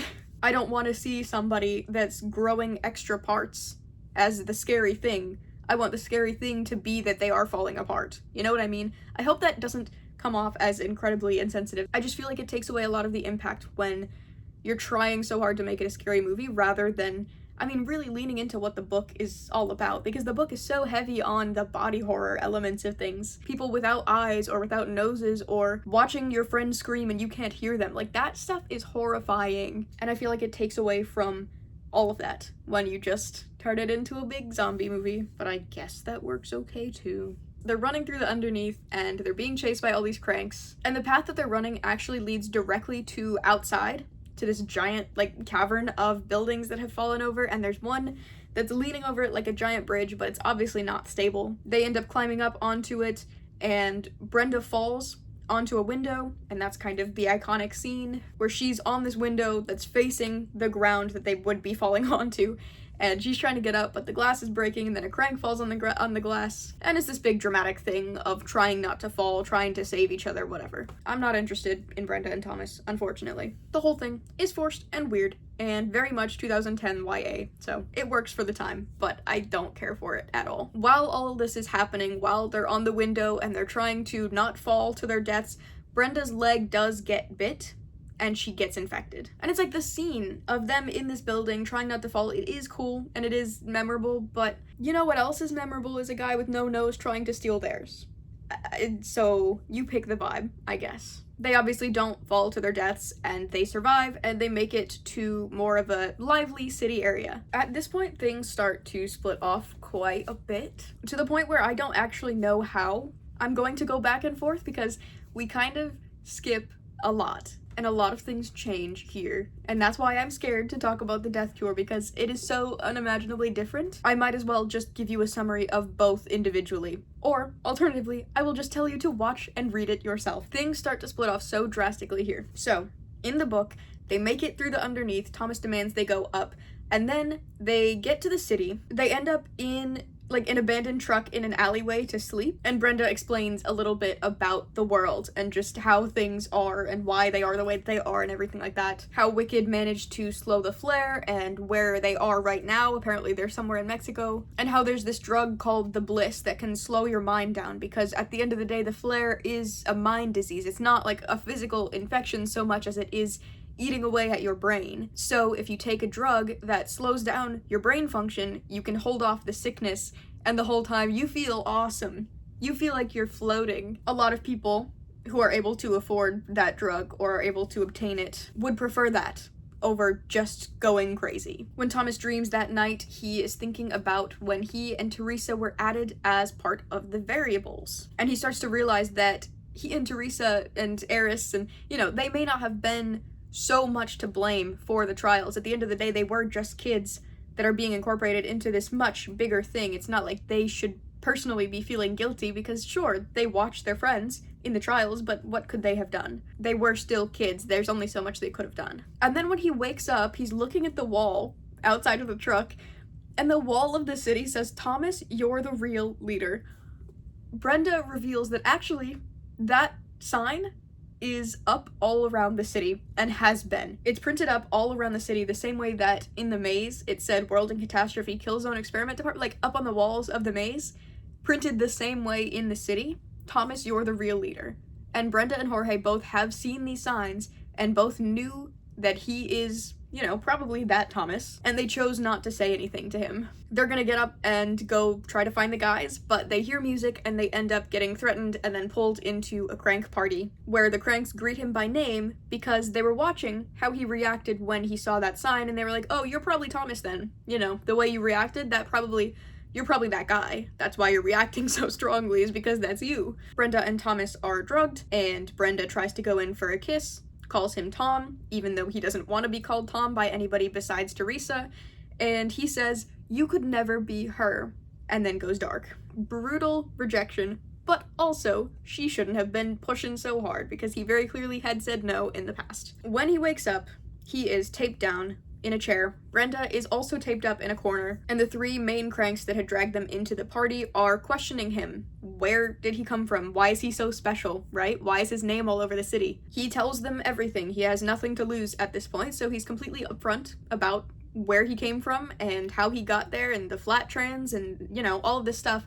And they're like, okay, well, you wouldn't make up something like that because it's so unbelievable, you know? There's no way you would risk telling a lie that bold because the flat trans is so expensive and, you know, you wouldn't be able to get these resources, so there's no reason why you would lie about it. And then while they're all downstairs, they start to hear chaos above, and it's like, oh no, are we in danger again? But actually, it's just the Gladers, because they also saw Brenda and Thomas getting dragged into this party, and so they planned the perfect time to break them out. Thomas apologizes to Brenda, but she tries to brush it off. She tries to be the cool girl and says to get over himself. Obviously, she could be feeling a bit embarrassed by the rejection, or she's trying to let him know that they have bigger issues and that she's not worried over his love life. At least that's what she would like him to believe. At some point while the groups were separated, Jorge kind of let Minho step up to be a leader, which is funny after the confrontation and after the whole, I'm gonna cut your fingers off, and then now they're actually chill. The Gladers took down pretty much everybody at the party, but as they're leaving, Thomas is like, hey, did you see, you know, one of the three, like, main people that had taken us? Did you happen to get this guy? Because I don't see him taken down anywhere, and he did have a gun. Like, I haven't seen any other guns in the city. That guy did have a gun. Have we made a note of where he is at all? And everybody's like, no, but it's probably fine. And then Thomas gets shot. He's in and out of consciousness for days because they're trying to get the bullet out, and then he gets infected, and things are not going good, to the point where Wicked has to step in, and Wicked flies down on a Berg, takes Thomas up to the facilities, takes care of him, drugs him up, patches him up, and then they send him back down clean and fresh and all healed up. While he's up there being healed, I don't know what they're doing to him, but he comes back feeling better than ever. While he's up there, they say things like, this wasn't supposed to happen, and it's what you would have wanted us to do. They hadn't stepped in for anybody else that has died throughout this entire book, but all of a sudden, they flew down just to save Thomas from a stray bullet. But it lets you know that they prioritize Thomas over everybody else. They think he's too important to die. He responds the best to the variables. He is their best hope for survival, right? And they also try to justify it by saying that maybe this will help him be more on the side of Wicked because he can see that they do what's necessary. Everybody else died from something that Wicked had, in one way or another, kind of coordinated or planned for, whereas this gun wasn't supposed to be in the city, as if they have total control over everyone in the city in order to make the variables perfect. Somehow a gun slipped through the cracks and just completely threw everything off, and it happened to hit the one guy that they need more than anybody else. They fly him back down, and Thomas realizes they saved him, but they wouldn't do the same for anybody else. The guys are all staying in a shack a little bit out of the way so that they can stay out of the sun, but they're past the city at this point, and they say that the mountains are a few days away. Thomas explains everything about what had just gone on, and that lets them know that Wicked is always watching. Wicked is always aware of pretty much everything that's going on with all of them. Obviously, there could be a little bit of jealousy from that, where people are like, okay, why is Thomas's life so much more important than any of ours? But obviously, that's also going to lead to some resentment towards Wicked in general, because they're watching all of these horrible conditions, like it's some sort of weird Hunger Games. It's all messed up. It would suck for everybody. Nobody is happy. They agree that when the sun goes down, when it's less hot, they'll keep on walking. And then, after days of not hearing Teresa in his head at all, she reaches out to say, don't even try to talk back, just listen. Something terrible is going to happen to you tomorrow. An awful, awful thing. You're going to be hurt and you're going to be scared, but you have to trust me no matter what happens, no matter what you see, no matter what you hear, no matter what you think. You have to trust me. I won't be able to talk to you. I have to go. You won't hear from me for a while. Not until we're back together. They had reunited right at the start before the city where she's in this building and she lets him know that it's a trap, but they haven't interacted really at all through any of this. And all of a sudden she's back, but it's to warn him of an awful thing that's gonna happen to him specifically. And then we see Thomas talking to Newt and he's saying, I can't believe that Wicked is good after watching what happened to Chuck. But Newt argues back and is like, okay, well, they did also come in and save your life. Like, it seems like they maybe have some sort of purpose. They have some sort of plan. Everybody wonders why is Thomas so special, but Newt also, he's kind of always the voice of reason. He's like the neutral, chill guy, which, I mean, sure, he's the glue. He's kind of the midpoint between everybody. But he says there's no point in wondering why somebody might be treated differently than another, because at the end of the day, they're all in this together. They're still gonna have to get through it, so there's really no point in even thinking about the whys. And Thomas doesn't let anyone know what Teresa said. He doesn't warn anybody that something awful is gonna happen. And then as the sun is coming up, Teresa is waiting by the edge of the mountain with a big old blade on a stick.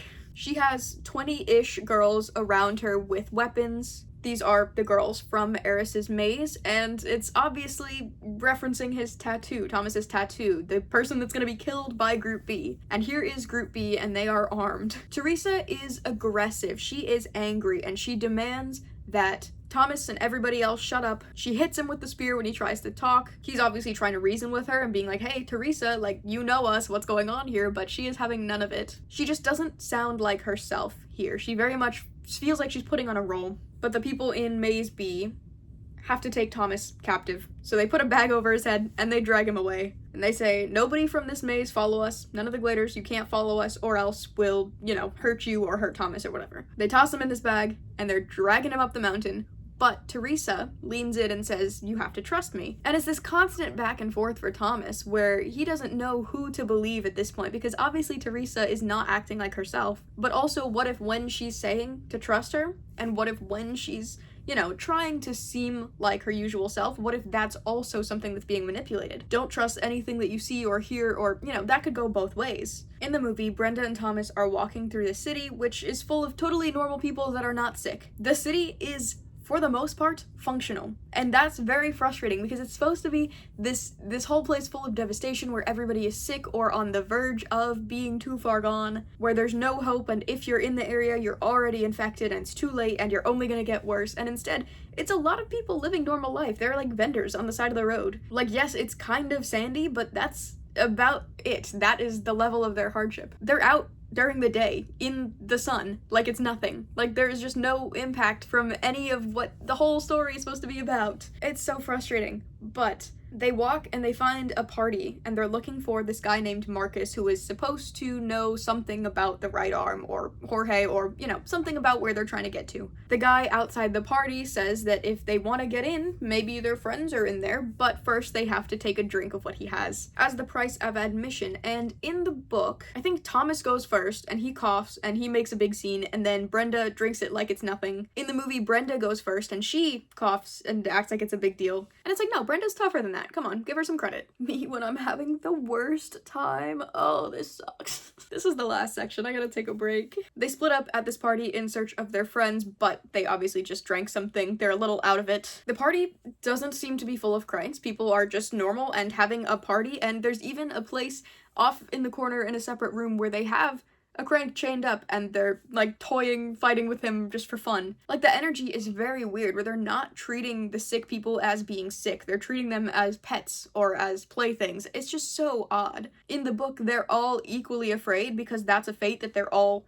heading towards. Whereas in the movie, it's something that you can avoid pretty easily as long as you don't get too close to them. Why aren't the sick people being treated as humans that have been terribly, terribly afflicted by this thing? Why are they being seen as something lesser? But they don't find Marcus, they don't find any of their friends, and Brenda says that without Marcus, they can't find their right arm, so it's all over and they might as well just give up and stay here and have good feelings. He doesn't know how to relax, how to have good feelings, so she shows him by giving him a kiss, which he is not really for, because he opens his eyes and he sees Teresa instead. And he does, again, say, "You're not her." I think the party scene is very much giving Netflix, but it is kind of cool how it ends. Again, I don't care about Brenda, so that interaction was kind of ew, but the idea is there. Before he passes out, he sees Newt as somebody that's been infected, and he sees a griever above him. It's all these horrifying images, and then he passes out. And he has a dream where he is meeting up with Teresa in one of the tech rooms, and he's apologizing to her. And he's saying that he did what he had to do, he couldn't keep watching them die. And then when he wakes up,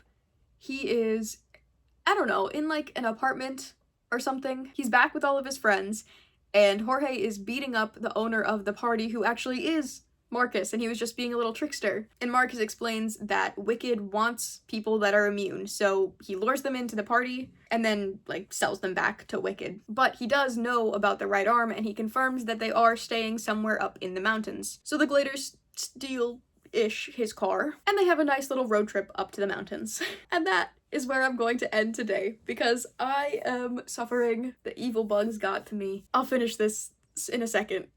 You're gonna have to bear with me here. The sun went down, and we're in a cozier location now. That's just the way this has to go. This video is taking forever, and I want to get it done now, so just think of this like a sleepover where that one friend won't stop talking.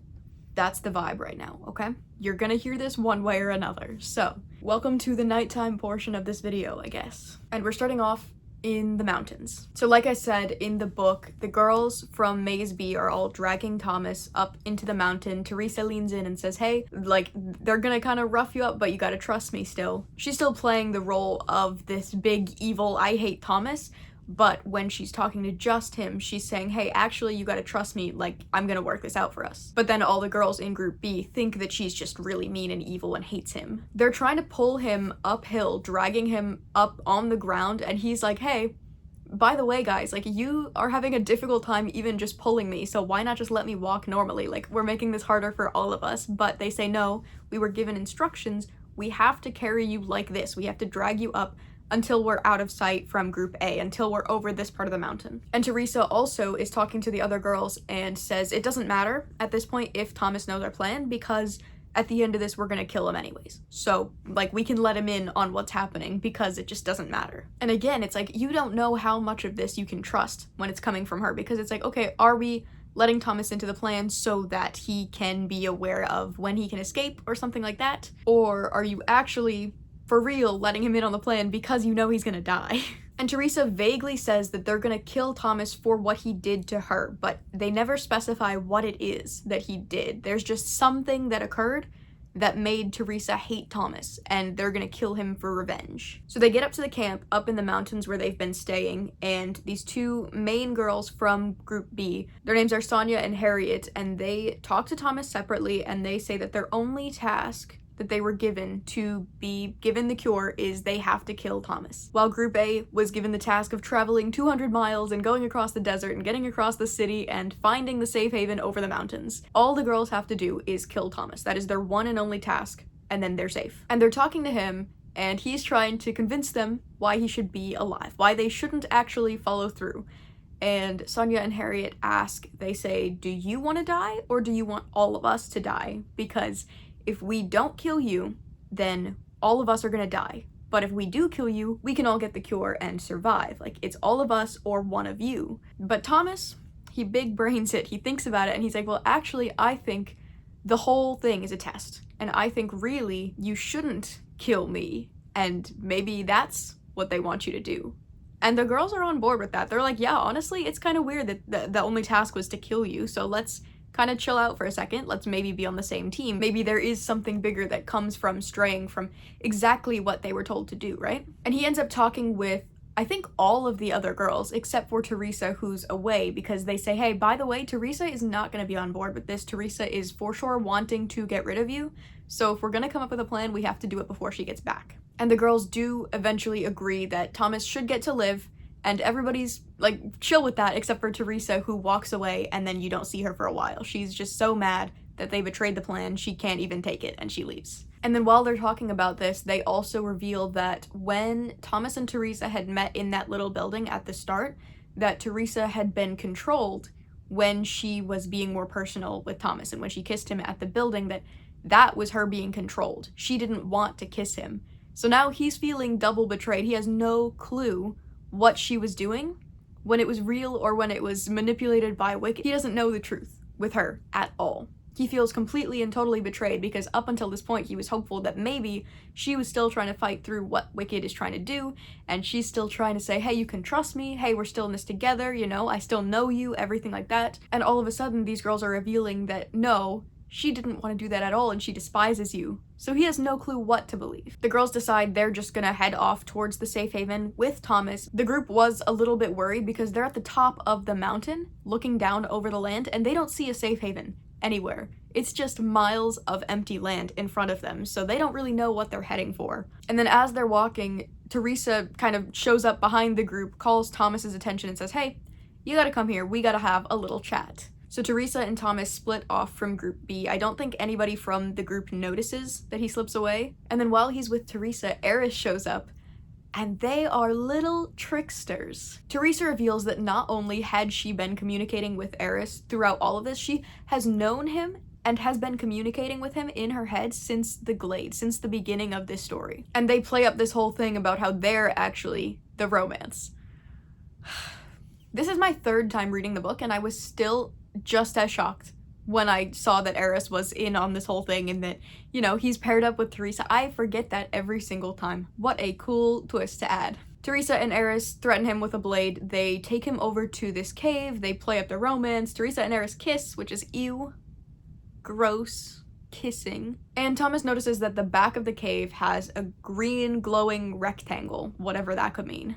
Teresa goes on for a while, has this whole monologue about their time in the maze and her real relationship with Eris and how their relationship, her and Thomas, was all a lie or whatever. She pulls this really mean line about how Thomas would do anything for her, so he should understand why she would want to do anything for Eris, who is her best friend. She ends up using this, like, hidden keypad to open the glowing green door that's at the back of the cave, and then they go to put Thomas inside of that door, through the door. In a last little attempt to escape to get out of the situation, Thomas looks at Eris and asks what Rachel looked like when she died. He's hoping to throw Eris off a little bit, but he is immediately taken over again by these two people that are a lot stronger and that have had a lot more time to plan all of this. Thomas is just not ready to take on both of them at once, but he tries his best, you know, he does put in an effort. As he's being put into this room, he thinks about when Ben was banished into the maze. Obviously you're being confined to this place and it has something to do with Wicked, but also just the idea of being betrayed by the people you've been with, when really at the end of the day, Ben was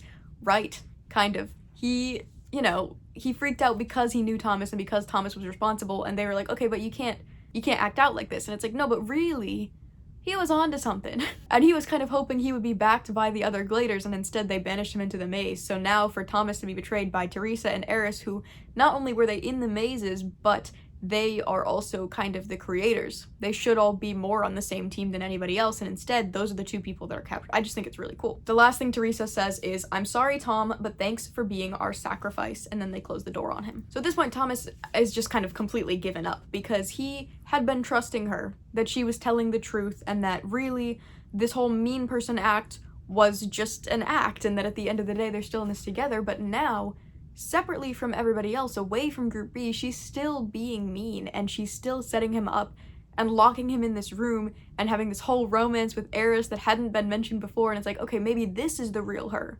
Maybe she actually had been plotting to pretend to be evil, but then to secretly come up and do this other thing, and it's all part of a bigger, you know, how much of it is real? That's something he's never ever going to know, which means he can never trust her. And these two people went into the maze together. They created the maze. They started working on all of it together. Everything that they've done before that they don't remember was collaborative. And the two of them obviously had something, but all of a sudden it's all taken away and it can never be restored. He will never have that same relationship ever again. It is so evil what Wicked does to these kids. Thomas dreams in this room of the four of them, Thomas, Teresa, Rachel, and Eris, before they went into the maze, like the day before or the day of, where they're all setting up and getting ready to be sent in. And then the door opens and Teresa is there and she's apologizing, and she's got this whole sob story about how she had to do it. They were making her do it. But at the end of the day, Thomas knows that it's not ever gonna be the same. He can never feel the same way towards Teresa as he had before. She's trying to show that she is still here for him, that he can still trust her, because all of this was manipulated by Wicked, and he just doesn't feel that closeness anymore. There are roughly 5 hours left until the safe haven opens up, or whatever's gonna happen, and they all decide, okay, well, regardless of, you know, if all trust has been betrayed, at the end of the day, we still gotta try and get to the end of this. So the three of them run down the mountain. Over in the distance, they can see both groups. So they know all the guys made it, they know all Group B is still working towards it. But nothing has appeared. They're still looking out at a big, open, expansive desert and nothing else. So what is the safe haven? Is it gonna be something that comes from the sky? Is it gonna be something underground? Is it gonna be, you know, they have no clue what they're going towards. They were given a location and they were given a time period, and that's it. They're all going down the mountain, and Teresa admits that yes, she actually had been talking to Eris. They actually had communication this whole time, and that everything from the first meeting in the Scorch was planned because he had to feel absolutely and totally betrayed, or else they'd kill him. She still feels like all of this betrayal was for the greater good, but it's still all something that's backed by Wicked, so how much can you trust it? But as we know, Teresa is a Wicked supporter. She came up in that box thinking that Wicked is good, and nothing has ever really shifted her opinion on that. They've all questioned it for sure, but she has by far been the most loyal to Wicked and what they're working towards. The idea that it is for a greater purpose and they should stay committed to what they've been working on. She kisses Thomas, but he feels nothing. And then that brings us to the safe haven. Not a lot takes place in the mountains in the movie. They all steal the car from Marcus, they go on a road trip up to the mountains until they get to a big blockage in the road where there's just a bunch of cars all parked up. They can't drive through anymore, so they get out and they're immediately shot at from above. They're not sure what to do, they're about to fight back, but then the people that are attacking come up from behind them and say, hey, maybe you should not blow us up actually. But Eris recognizes them because it's Sonia and Harriet from Group B. I could not tell you why they are in the mountains. Eris had been in the Wicked facility for a couple days before Arglighters show up. Why did the rest of his maze end up out here? Did they also run away and he just happened to get left behind in the facility? Because then that also would have begged the question, why was Teresa separated if Eris was left with everybody else? Because if they're supposed to be mirroring each other, then surely Eris would be taken away in the same way that Teresa was. But I guess the whole mirroring of the mazes is more of a book thing than a movie thing, because there's more than 2 mazes in the movie, so I don't really know what the maze, I don't know what the situation is with that. There are a lot of mazes and a lot of different situations, and some kids were taken away to be harvested, and a couple kids that we happen to know escaped. And for some reason, Eris's people who have, I mean, they only could have been out here a couple of days, but I don't know at what point that would have happened. Unless I was not following the movie, I don't think it ever mentions what happens to the rest of his maze. They're all just like, man, he's so lucky that he got to be with a bunch of girls. And it doesn't mention the fact that none of them are around. Unless a lot of them are around, but then some of them escaped. But then why wouldn't somebody mention that some of them escaped? Like, surely he would have noticed that his friends didn't get called, but they also just aren't around anymore, and he'd be like, hey, actually, I think they found a way out of here. I don't understand how these girls are up in the mountains. Regardless, Eris recognizes his friends, and they're like, man, we love you, Eris, so we're gonna take you into the safe haven. That is pretty much the only time that they spend in the mountain. And then it brings us to the safe haven of sorts. Because Harriet and Sonia and Group B are somehow part of the right arm. They're working together to get people to safety. I don't know how in only a couple of days they had become that much of the right arm. Like how they got so involved. If anybody has watched this movie and knows why they're out in the mountains or how they came to be there or how they became a part of any of this, I would love to know. I am not willing to do further research, but I am curious if anybody caught that. Sonia and Harriet lead them to the temporary safe haven. In the book, they all make it down the mountain. They're all going to where the safe haven should be, but there's still nothing there. The wind is starting to pick up, clouds are starting to move in, still in the distance, but something to worry about if you know anything about the storms in this area. They did not have a good experience the first time, so if they're seeing one now, it's a bit worrying. Everyone catches up to each other. They all come to the safe haven, which is just a stick in the ground with an orange ribbon labeled the safe haven, and there's just nothing else. Minho says, okay, well, maybe we just have to wait, like there's a specific time, so we're in the right place, this lets us know, and then when the time comes, we're here and ready. But Thomas and Teresa do feel like something worse is going to happen. There's no way the end of the story is that easy, right? And then when there's about half an hour left, there are dozens of 15-foot sections of the desert that open up. And if you've ever been in a desert, you know they are not meant to do that. Thomas and Teresa are back to talking in their heads, and they both recognize that The things that come up look eerily similar to the things that grievers grew in that they saw near the end of the maze. I wrote in my notes, read the description of this. This has stuck with me since the first time I read it, to the point where I thought I was misremembering where the movie cuts it out. This is not a scene in the movie at all, but I imagined it so vividly the first time that I read it that I was genuinely in shock when it didn't exist. About 30 feet from the group, a large section of the desert ground was opening. A perfect square, maybe 15 feet wide, pivoted on a diagonal axis as the dirt-packed sides slowly spun away from them and what had lain underneath rose up to replace it. The sound of groaning, twisting steel pierced the air, louder than the roaring wind. Soon the rotating square had fully flipped, and where once had been a desert ground now lay a section of black material with an odd object sitting on top of it. It was oblong and white with rounded edges. Thomas had seen something just like it before. Several of them, in fact. After they'd escaped the maze and entered the huge chamber where the grievers had come from, they'd seen several of these coffin-like containers. He hadn't had much time to think about it then, but seeing it now, he thought those must have been where the grievers stayed. Slept? When not hunting humans in the maze. Before he had time to react, more sections of the desert floor, surrounding the group in a large circle, started to rotate open like dark, gaping jaws. Dozens of them. What do you mean that doesn't exist in the movie? What do you mean there's no point where they're surrounded by what could potentially be a bunch of griever beds? I want to see that! They're sitting around, they're waiting, and then the lids on these structures that are all around them come off, and nasty monster men come out. This is where we can have nasty monster men. I don't want to see the infected people turned into monsters. I want the infected people to be humans that are sick.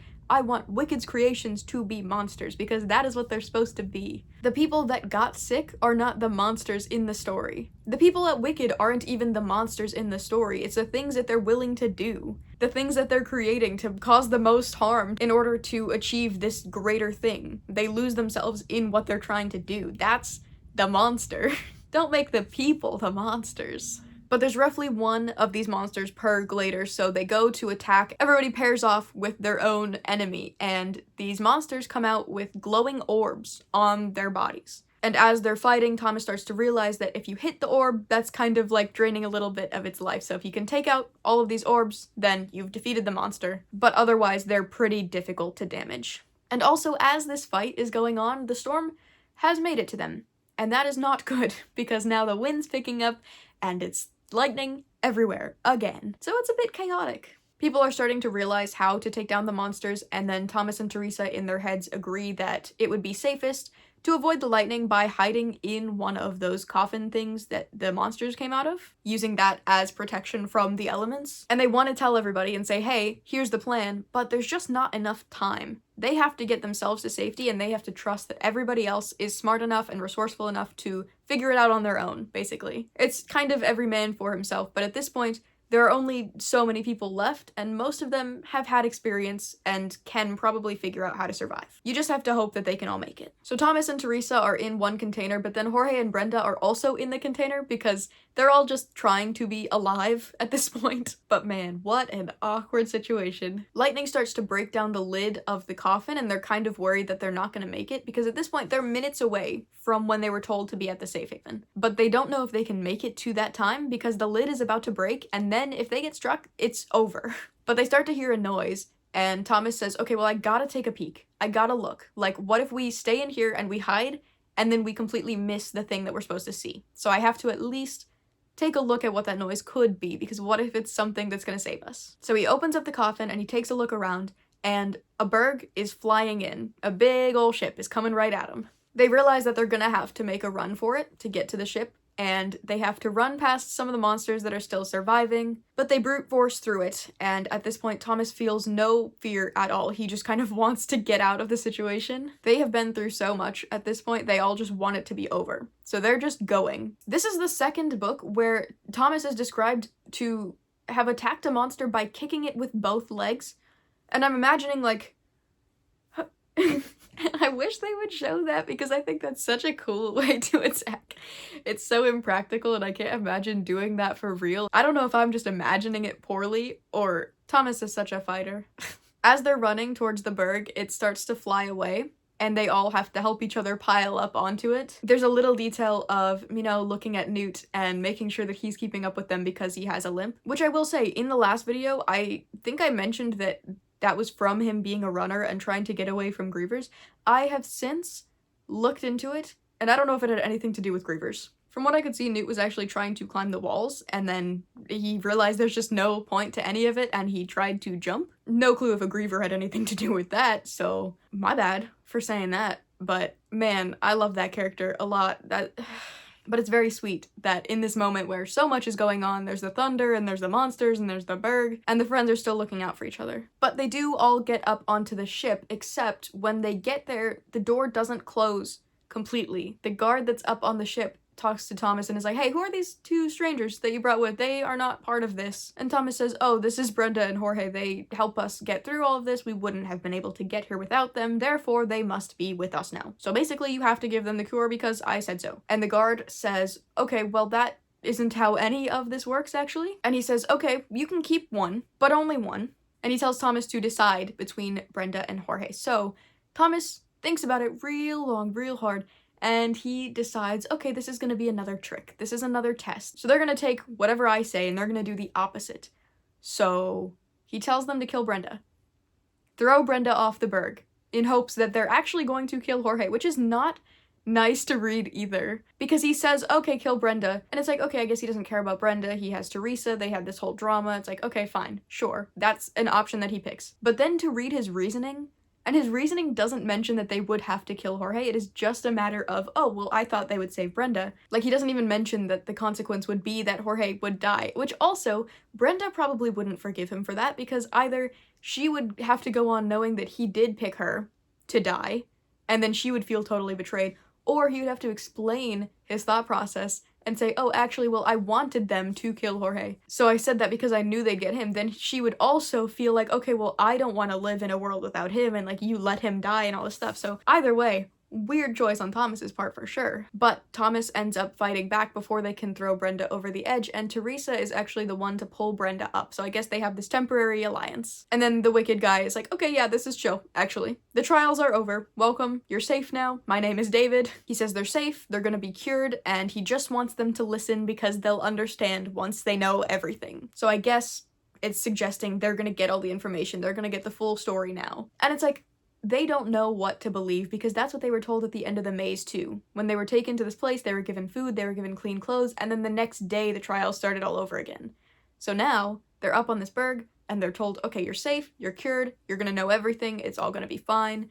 And it's like, yes, you want to believe that, but also that's the same exact thing that happened 2 weeks prior. There is absolutely no reason that they should trust that this is actually the end. But also, you want to be comfortable. You want to have good food. You want to feel clean, so you're going to take advantage of what's being provided in the moment. But you can never actually feel like it's over, because they always could take it away again. The safe haven in the movie plays out a little bit differently, starting with the fact that there actually is one. Sonia and Harriet take the Gladers and Jorge and Brenda, and they take them to the Right Arms temporary safe haven where they're going to move to a more permanent one, but for now this is where people are staying and they're gathering and everything like that. And the people at this safe haven are a little bit worried and they're like, okay, well, you can't just bring a bunch of people in here, like we can't trust that they're safe. But because Eris is from the maze and therefore would be immune, they're trusting that everybody else in this group is safe. Because again, in the movie, none of the Gladers are supposed to be infected. They're all supposed to be immune to the flare. But as they're saying this, as the girls from Group B are vouching for these people, Brenda falls over because she is so incredibly ill because of when she was attacked in that building a while ago, when she got bit when they were out of the underneath. She has not really told anybody about this. Jorge didn't even know, and all of a sudden she is down. The leader of this group is immediately scared and pulls a gun on her because he's saying, we don't tolerate this. Like, you obviously can't bring somebody who's sick in here. That threatens everything that we're working towards. But another lady steps out and she says, hey, actually, I used to work for Wicked and I know how we can temporarily fix this. She's talking to Thomas because she knows him, I guess, from when they both worked at Wicked, but she reveals that he sent them the coordinates. And that's why that's how the right arm was attacking different Wicked bases, is because Thomas had sent the coordinates. And this medical doctor lady explains that the younger you are, the greater a chance you have of surviving the flare, because they have this brain enzyme that can make you immune, but it has to be harvested and it's obviously temporary. It's not a permanent fix, which is why Wicked is trying to harvest these kids for forever, I guess, even though it doesn't really specify what The plan is when they're trying to harvest these kids, it never really went into how long it takes or how long it lasts or how many kids they need to sustain the planet or if they're gonna cycle people out or if it's gonna be a permanent, you know. I think I talked about that earlier. I don't really understand why they're so worried about harvesting when Thomas willingly let this lady harvest the immunity from him so that Brenda could live. And he's fine. Like, he gave up a little bit of his juice, and then Brenda gets to live a little longer. And he doesn't seem worse for it, so it's like, I don't understand why they're freaking out so much. I guess just because Wicked isn't being upfront about it, but it's like, if they were, how many people would be okay with that? I want to know more about how this version of the cure works. I just have a lot of questions, and I feel like when Wicked is meant to be the bad guy, especially when Wicked is incorporated in this way where they're running away because they're so scared of the harvesting, I want to know more about the process. I want to know how long it lasts. I want to know what it takes from them. I want to know if they can recover from it or if there are any negative side effects besides the fact that you're being harvested. Like, if you get taken off of those machines, are you any worse or are you just exactly how you were? Does it drain your own immunity? Does that matter if everybody else in the world is cured, so then it's just not going around like that? But also, if it's only going around zombie style, then how much do you even really need to worry? I just have a lot of questions about how the sickness and how the cure works in the movie. But she harvests from Thomas and she says, okay, this is going to maybe make Brenda better for a couple of months, but then she's going to need more of the juice or else she's going to get worse again. Brenda wakes up and she's talking to Thomas about that thing that she took from the office back when they were running away before it exploded.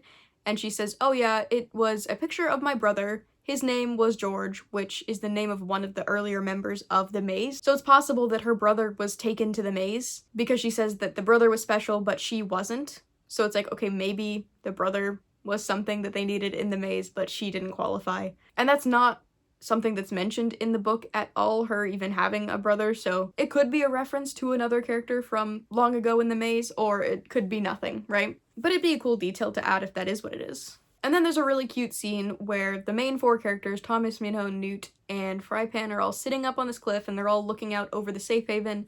They're waving down at Eris and they're seeing all their friends. They're like, man, life is good. We made it. Like, we successfully got out of here and we're in this happy place now and we're gonna go somewhere safer where we can't get attacked by Wicked. Life is gonna be awesome. Hey, actually, where's Teresa? And they look up and they're like, oh, Teresa's just up higher up on this mountain. So Thomas goes up there. For some reason, she's shivering. Like, they're all cold. As if they're not in the desert that's supposed to be burning them alive. Like, sure, the sun's going down, I guess that would make it cold, but hey, it hasn't been hot this whole time. I'm upset about that. But Teresa is up there and she's talking about how she watched her mom suffer when she got sick, and she doesn't want anybody else to have to go through that, but there are millions of people that are getting infected that don't have a cure. And all of this is to explain why she is still on Team Wicked, because actually she called them all in. Remember earlier she picked up that walkie-talkie that could talk to Jansen? I think maybe she may have called them on that, because now they're flying in to the safe haven, which is supposed to be this place that's hidden from Wicked. She says, I want you to understand why I did it, as these helicopters fly in, and there's just nothing you can do, and it is so devastating to watch. But it's interesting because that's the same line that Thomas said to Teresa when he betrayed Wicked, when he was trying to sabotage things a little bit, and now she's turning it around on him. A lot of the people here have nothing to do with what's going on, but Wicked comes in and bombs the place. Thomas is a little bit separated from all of his friends. They're all posed up dramatically on a truck, and he's stuck with Jorge and Brenda a little bit down.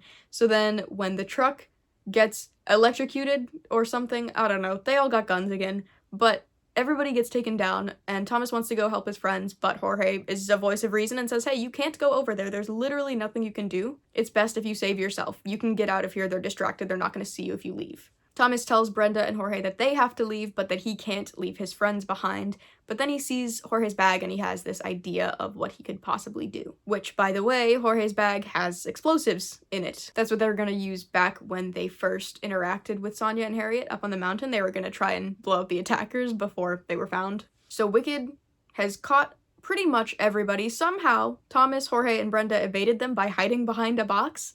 I don't know how they weren't found. Everybody else is lined up, they're on their knees, they're all counted and tagged, or not tagged, but like scanned. And then I wrote random side note here, because Minho is A7 in the book, but then they call out A4 when he's scanned, but then people also refer to Chuck as A4, but then in the Maze Cutter, which is a different Maze Runner book, I guess that takes place after, which I have not read and I need to desperately because I read all of the other books, they refer to Newt as A4. And I don't know what that could mean, what that's implying with the whole story, but it's something that I noticed because I heard them call out the number and I was like, that is not Mino's number. So who is this? But I don't have the slightest clue what it could mean. I'm just mentioning it here. Jansen notices that Thomas is missing. He's like, hey, we rounded up everybody else. What about the most important man in all of our lives? And Thomas walks out like the cool guy that he is. And he says, hey, I'm here, so go ahead and take me. And Mino says, hey, why didn't you run? Like, they didn't have you, you could have gotten out of here, but Thomas says he's tired of running. And that brings us to what I would consider the final setting, kind of the book and movie, which is the Berg. In the book, it's pretty straightforward because at this point they're already at the end of the story, they've already finished up at the safe haven, they're told that they're safe, they eat and they clean up, and Teresa is talking to Thomas about how maybe if they just hear out Wicked, they'll still be on the same side and they can all work towards the same goal, but Thomas wholeheartedly disagrees because after everything they've been through, there's no way it can be justified. It doesn't matter what Wicked's intentions are, they've gone too far and there's no way that they can be sided with. Oh, I forgot about this. It's been a couple weeks since I read this book. I already forgot about this ending. This sucks so bad.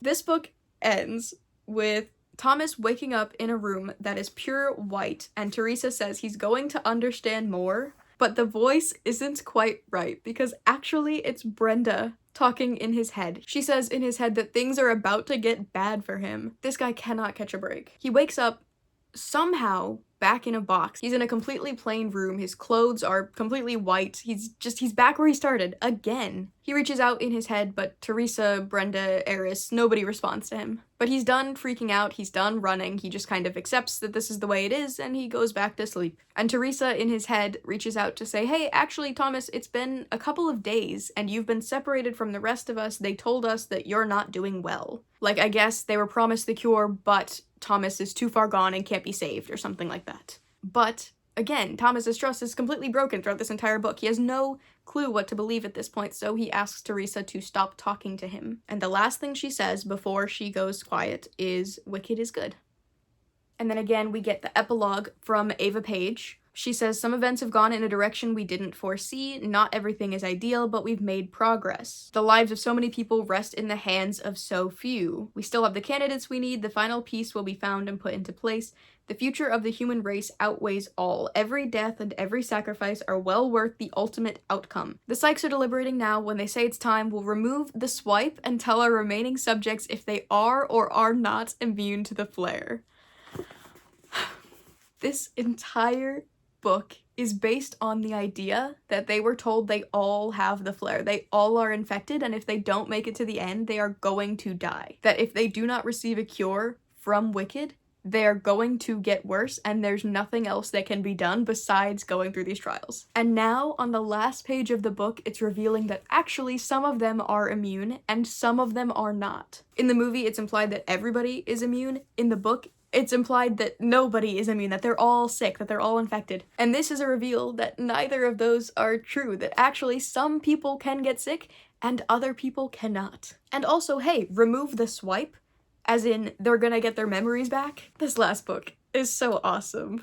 And that is the end of the Scorch trial book. The movie also gives us a little chat with Ava Page. So Teresa calls Wicked into the safe haven and they fly down, they gather everybody up, Thomas sacrifices himself and joins everybody. Ava Page comes down from the Berg and specifically asks for Thomas. And it's around this time that everybody is introduced to the fact that Teresa is not on their side. She is the reason this is happening. She is still on Team Wicked, but she says she has no choice. And it's like, I guess you could say this is a betrayal, because yes, she was still with them the whole time, but then actually turned on them and went back to Wicked, but it's nowhere near the same feeling of betrayal as you see in the book, where she is so back and forth on everything that by the end, nobody knows how much of it is real. Nobody knows how much Teresa actually believes in and how much she's being forced to do, how much of it is all for Wicked versus how much is for her friends and her survival. And it's like, by doing that, you minimize her character so much, because in the book there's so much back and forth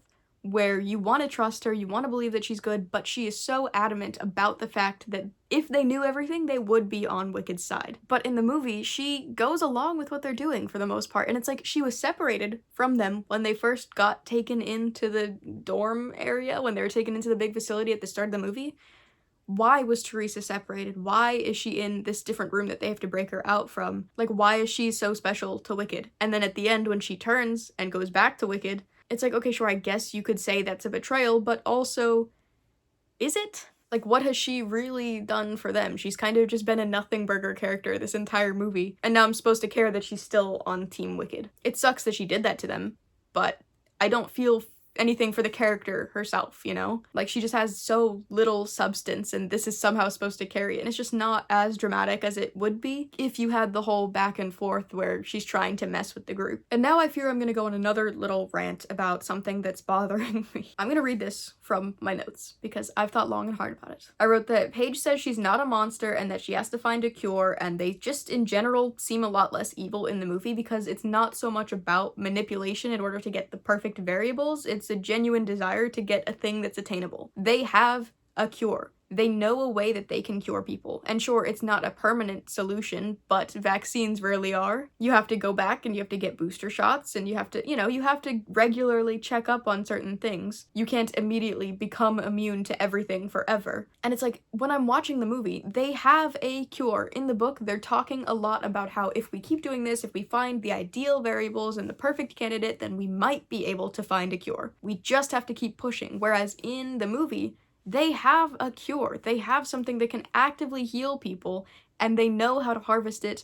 And Thomas willingly gave up some of this juice. He willingly offered it to Brenda, and that allowed her to live a couple more months, and he comes out of it completely fine. They don't mention any side effects to him offering that to giving it up. So when I'm seeing that, and it's like, okay, so Wicked has a plan, they have the people, and they have a cure, and also it's based on age, so the younger you are, the more chance you have of being immune. So it's like, okay, they have the ideal people to get the cure from, and sure, you shouldn't do it in such a weird, deceitful way, and I guess they still have to make the enzymes the best that they can be or whatever, but it's like, they also only had one test. They only had the maze test. It's like, in the book, it makes sense that there are multiple trials, that they're trying to absolutely maximize everything, and that's kind of what makes them so evil, is that they're pushing so hard to do this greater thing and to find the perfect conditions, whereas in the movie, they had the maze trials, and then they said, okay, let's harvest everyone. And it's like, okay, that's all it took? Obviously the maze isn't great, but now they're ready for harvesting?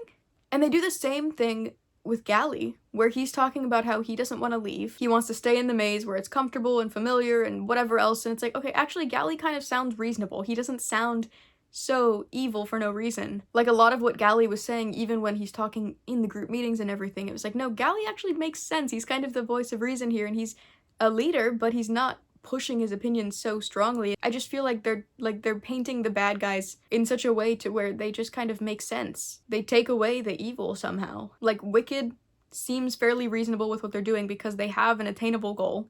And because of that, Teresa also seems fairly justified when she's doing all of this because she did experience firsthand what this illness can do to people, and she knows that they have a way to cure it. Like, she believes in Wicked because they've proven that they can do the thing. So sure, Teresa, go find a cure. Go work with the people that actively have a solution. I want to know why this group is so set on running away, why they're so adamant about Wicked being evil, when in reality, Wicked seems kind of chill. They are a little bit liars, and they're not being completely honest about their practices, but at the end of the day, I haven't seen people being harmed. Just because they didn't leave the room doesn't mean they all died in there. Everybody was still actively alive and being harvested in there from what I could see. I wrote, everyone in the movie seems more rational, which ultimately takes away from the entire story because it might be easier to watch, but it's also less to think about. It's still bad, but it's not evil because they have a visible goal. I hope you understand what I'm saying when I am saying that, because I feel so strongly about this. Anyways,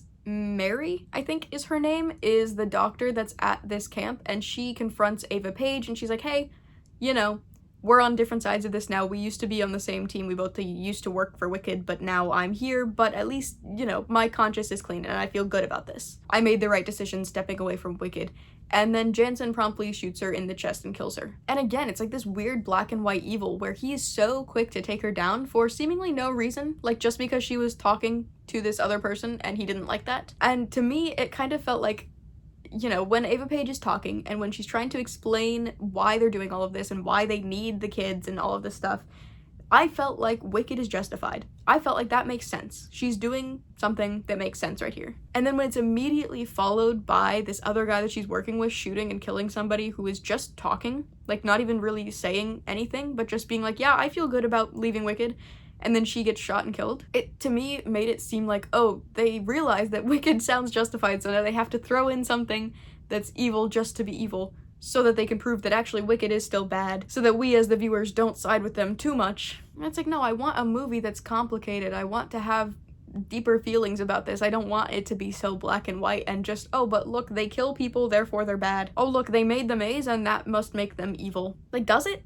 They have the cure. I don't know. They were able to be successful from the trials. It's like, just in case this side was starting to sound too reasonable. And it's like, oh, maybe Teresa made the right choice. They have to prove that, no, Teresa's on the evil side now because they did an evil thing. That's how it feels to me, and I don't like it. I feel like it's a cheap way to prove that Wicked is the bad guy. But then Thomas pulls out this bomb that he took from Jorge, and he's like, hey, actually, I'm done with this. I'm sick of running. I'm sick of listening to you guys. And Wicked obviously cares about this because these are some really big test subjects, so they don't want everybody to explode. Like, Thomas is one of their best performing people, so they don't want to all of a sudden lose him. Wicked is trying to say, what are you doing? You don't want to do that, all this stuff, but the other Gladers stand up and they back him and they say, do it, Thomas. Like, we're all done running. We can't do this anymore. But then before he can commit to it, Jorge drives over into a helicopter, and then chaos breaks out again. And it's like, man, what a way to, I mean, it's like another weirdly comedic moment, I feel like. Like, here's this really emotional thing where all of the guys are coming together and saying, let's just end our own lives so that we don't have to put up with this anymore. Like, that's a really big moment. And then this guy drives in like it's nothing. And he doesn't even have the flare. He's just weird like that. Thomas throws the bomb instead of using it to blow all of them up, and it takes down a couple of guards, and then Jensen tries to shoot Thomas, but Brenda takes him down with a big gun. I don't think it's that serious, but it's enough to take him down for now. And I do think it's funny that in the book, so much mattered when he got shot with this rusty bullet because it's so far out of Wicked's plan, whereas in the movie, every single person has and knows how to use multiple guns. Like, it mattered so much that there was even one gun because that completely threw everything off. And it's like, it's such an unpredictable and powerful weapon for no reason, and then in this, every single person has guns. It's like, we get it, you're an action movie. They made it easy to watch, but by doing that, they made it so boring.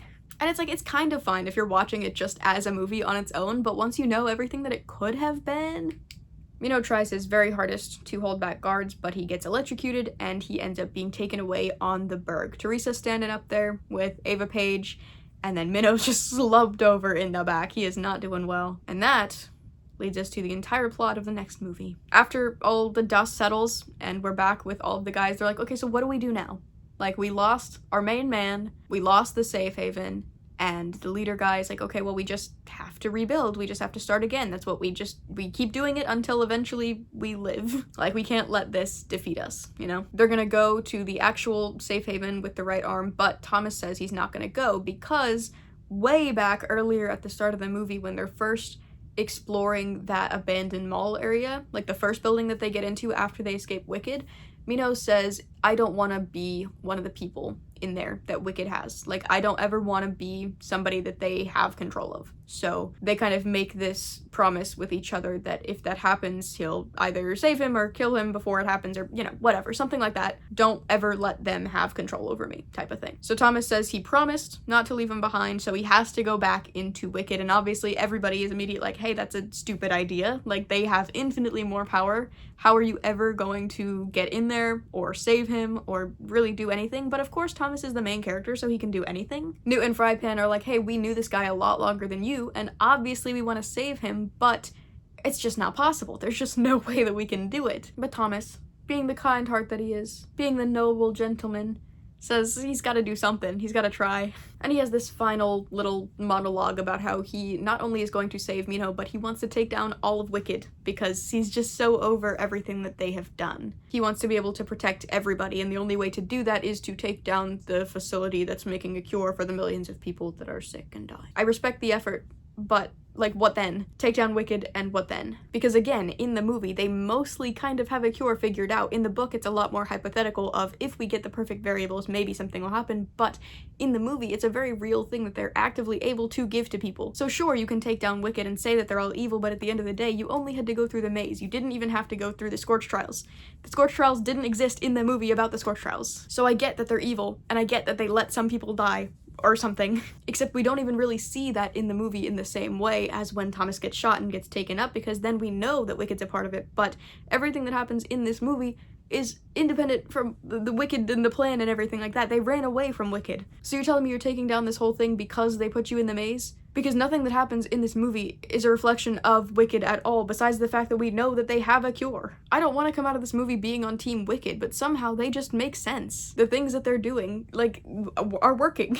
The whole reason they feel so evil in the book is because the horror elements just get so much more and more and more and more. Where before you had the grievers and you had the maze and all of that sucked a lot, and then they get out of it, and then there's metal balls on their heads, and then they're melting in the sun, and they're manipulated, and they're controlled, and they're seeing things that aren't real. Like, all of that is just bad, bad, bad. So I'm not on Team Wicked, because no matter what, that isn't justified. That is far too evil to be justified. Especially because they don't have a for sure cure. They just have the idea that they're getting closer to one. I'm going in circles about this, but it makes me so mad because it doesn't make any sense. What is the motivation in the movie? And then because they strayed so hard, the next movie is even worse. They're reaching so hard to try and find any sort of plot. The movie ends with Thomas threatening to kill Ava Page and taking down all of Wicked, and everybody is awesome with that. They all love the idea of revenge. The leader guy at this safe haven asks Thomas, okay, so what's the plan? What are we gonna do then? And Thomas just kind of looks off because he's never had a plan in his entire life ever.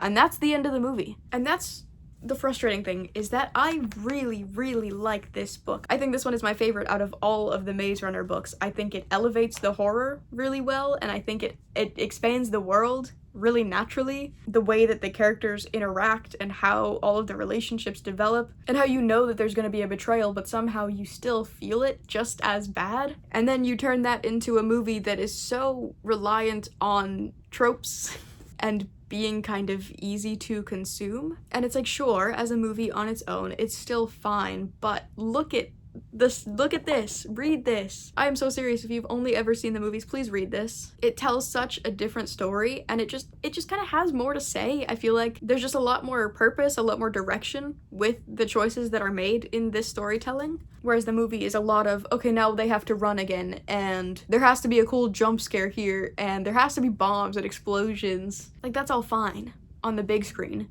but what is the story? I will say, regardless of any issues I might have with the storytelling in the movie or the changes that they made with the plot, it's really obvious that the people making the movie had a lot of fun with it. There are like blooper reels posted online where you can just see how much the cast enjoyed making this movie and how much fun they all had together. And at the very least, that's something that can be appreciated. Even if I don't necessarily agree with all the changes that were made, it is nice to know that while it was happening, it was being enjoyed. And really, that's the thing that matters, I guess. They made something, it worked fairly well, and they had fun while they did it. For some reason, this took so long to record. I guess maybe just because I love it a lot, and I got a lot to say. I mean, that's not a bad thing. It's just a cozy, chill sleepover, right? We're just chatting, hanging out. Have you read this book? Have you watched the movie? What do you think of them? Which one do you prefer? Obviously, I have a favorite, but I don't want to sit here and make anybody feel bad if you did enjoy the movie, or if you didn't like the book, or anything like that, right? We're all entitled to our opinions, etc., etc. I'm not sitting here saying objectively one is better than the other, but there's a clear winner in my mind. At some point, I will be finishing this little trio of videos with the death cure, but it might be a little while just because that is going to be such a project, because reading it is fine, watching it is fine. Trying to make a video where I can go back and forth in a way that actually makes sense is going to be the most difficult thing I've ever done, because I have no clue how to tie the events together. The movie strays so far from the book, because even where we're at right now in the story, the Gladers are all together in the book, versus one of the main characters has been taken. They're all still in the hands of Wicked, versus they're actively going back into Wicked to try and get something. Like, the entire setup going into this final movie book is so different. So I have given myself quite the project. If you're interested to see how that goes, you can stick around, you can subscribe to this channel. If there are any other book to movie adaptations you would like me to talk about, you can leave them in the comments, or just anything else. I don't know. How's your day going? Let's start there. Let me know something fun in the comments. If you made it this far in the video, thank you so much for watching, and I will see you sometime in the future with another video. Bye!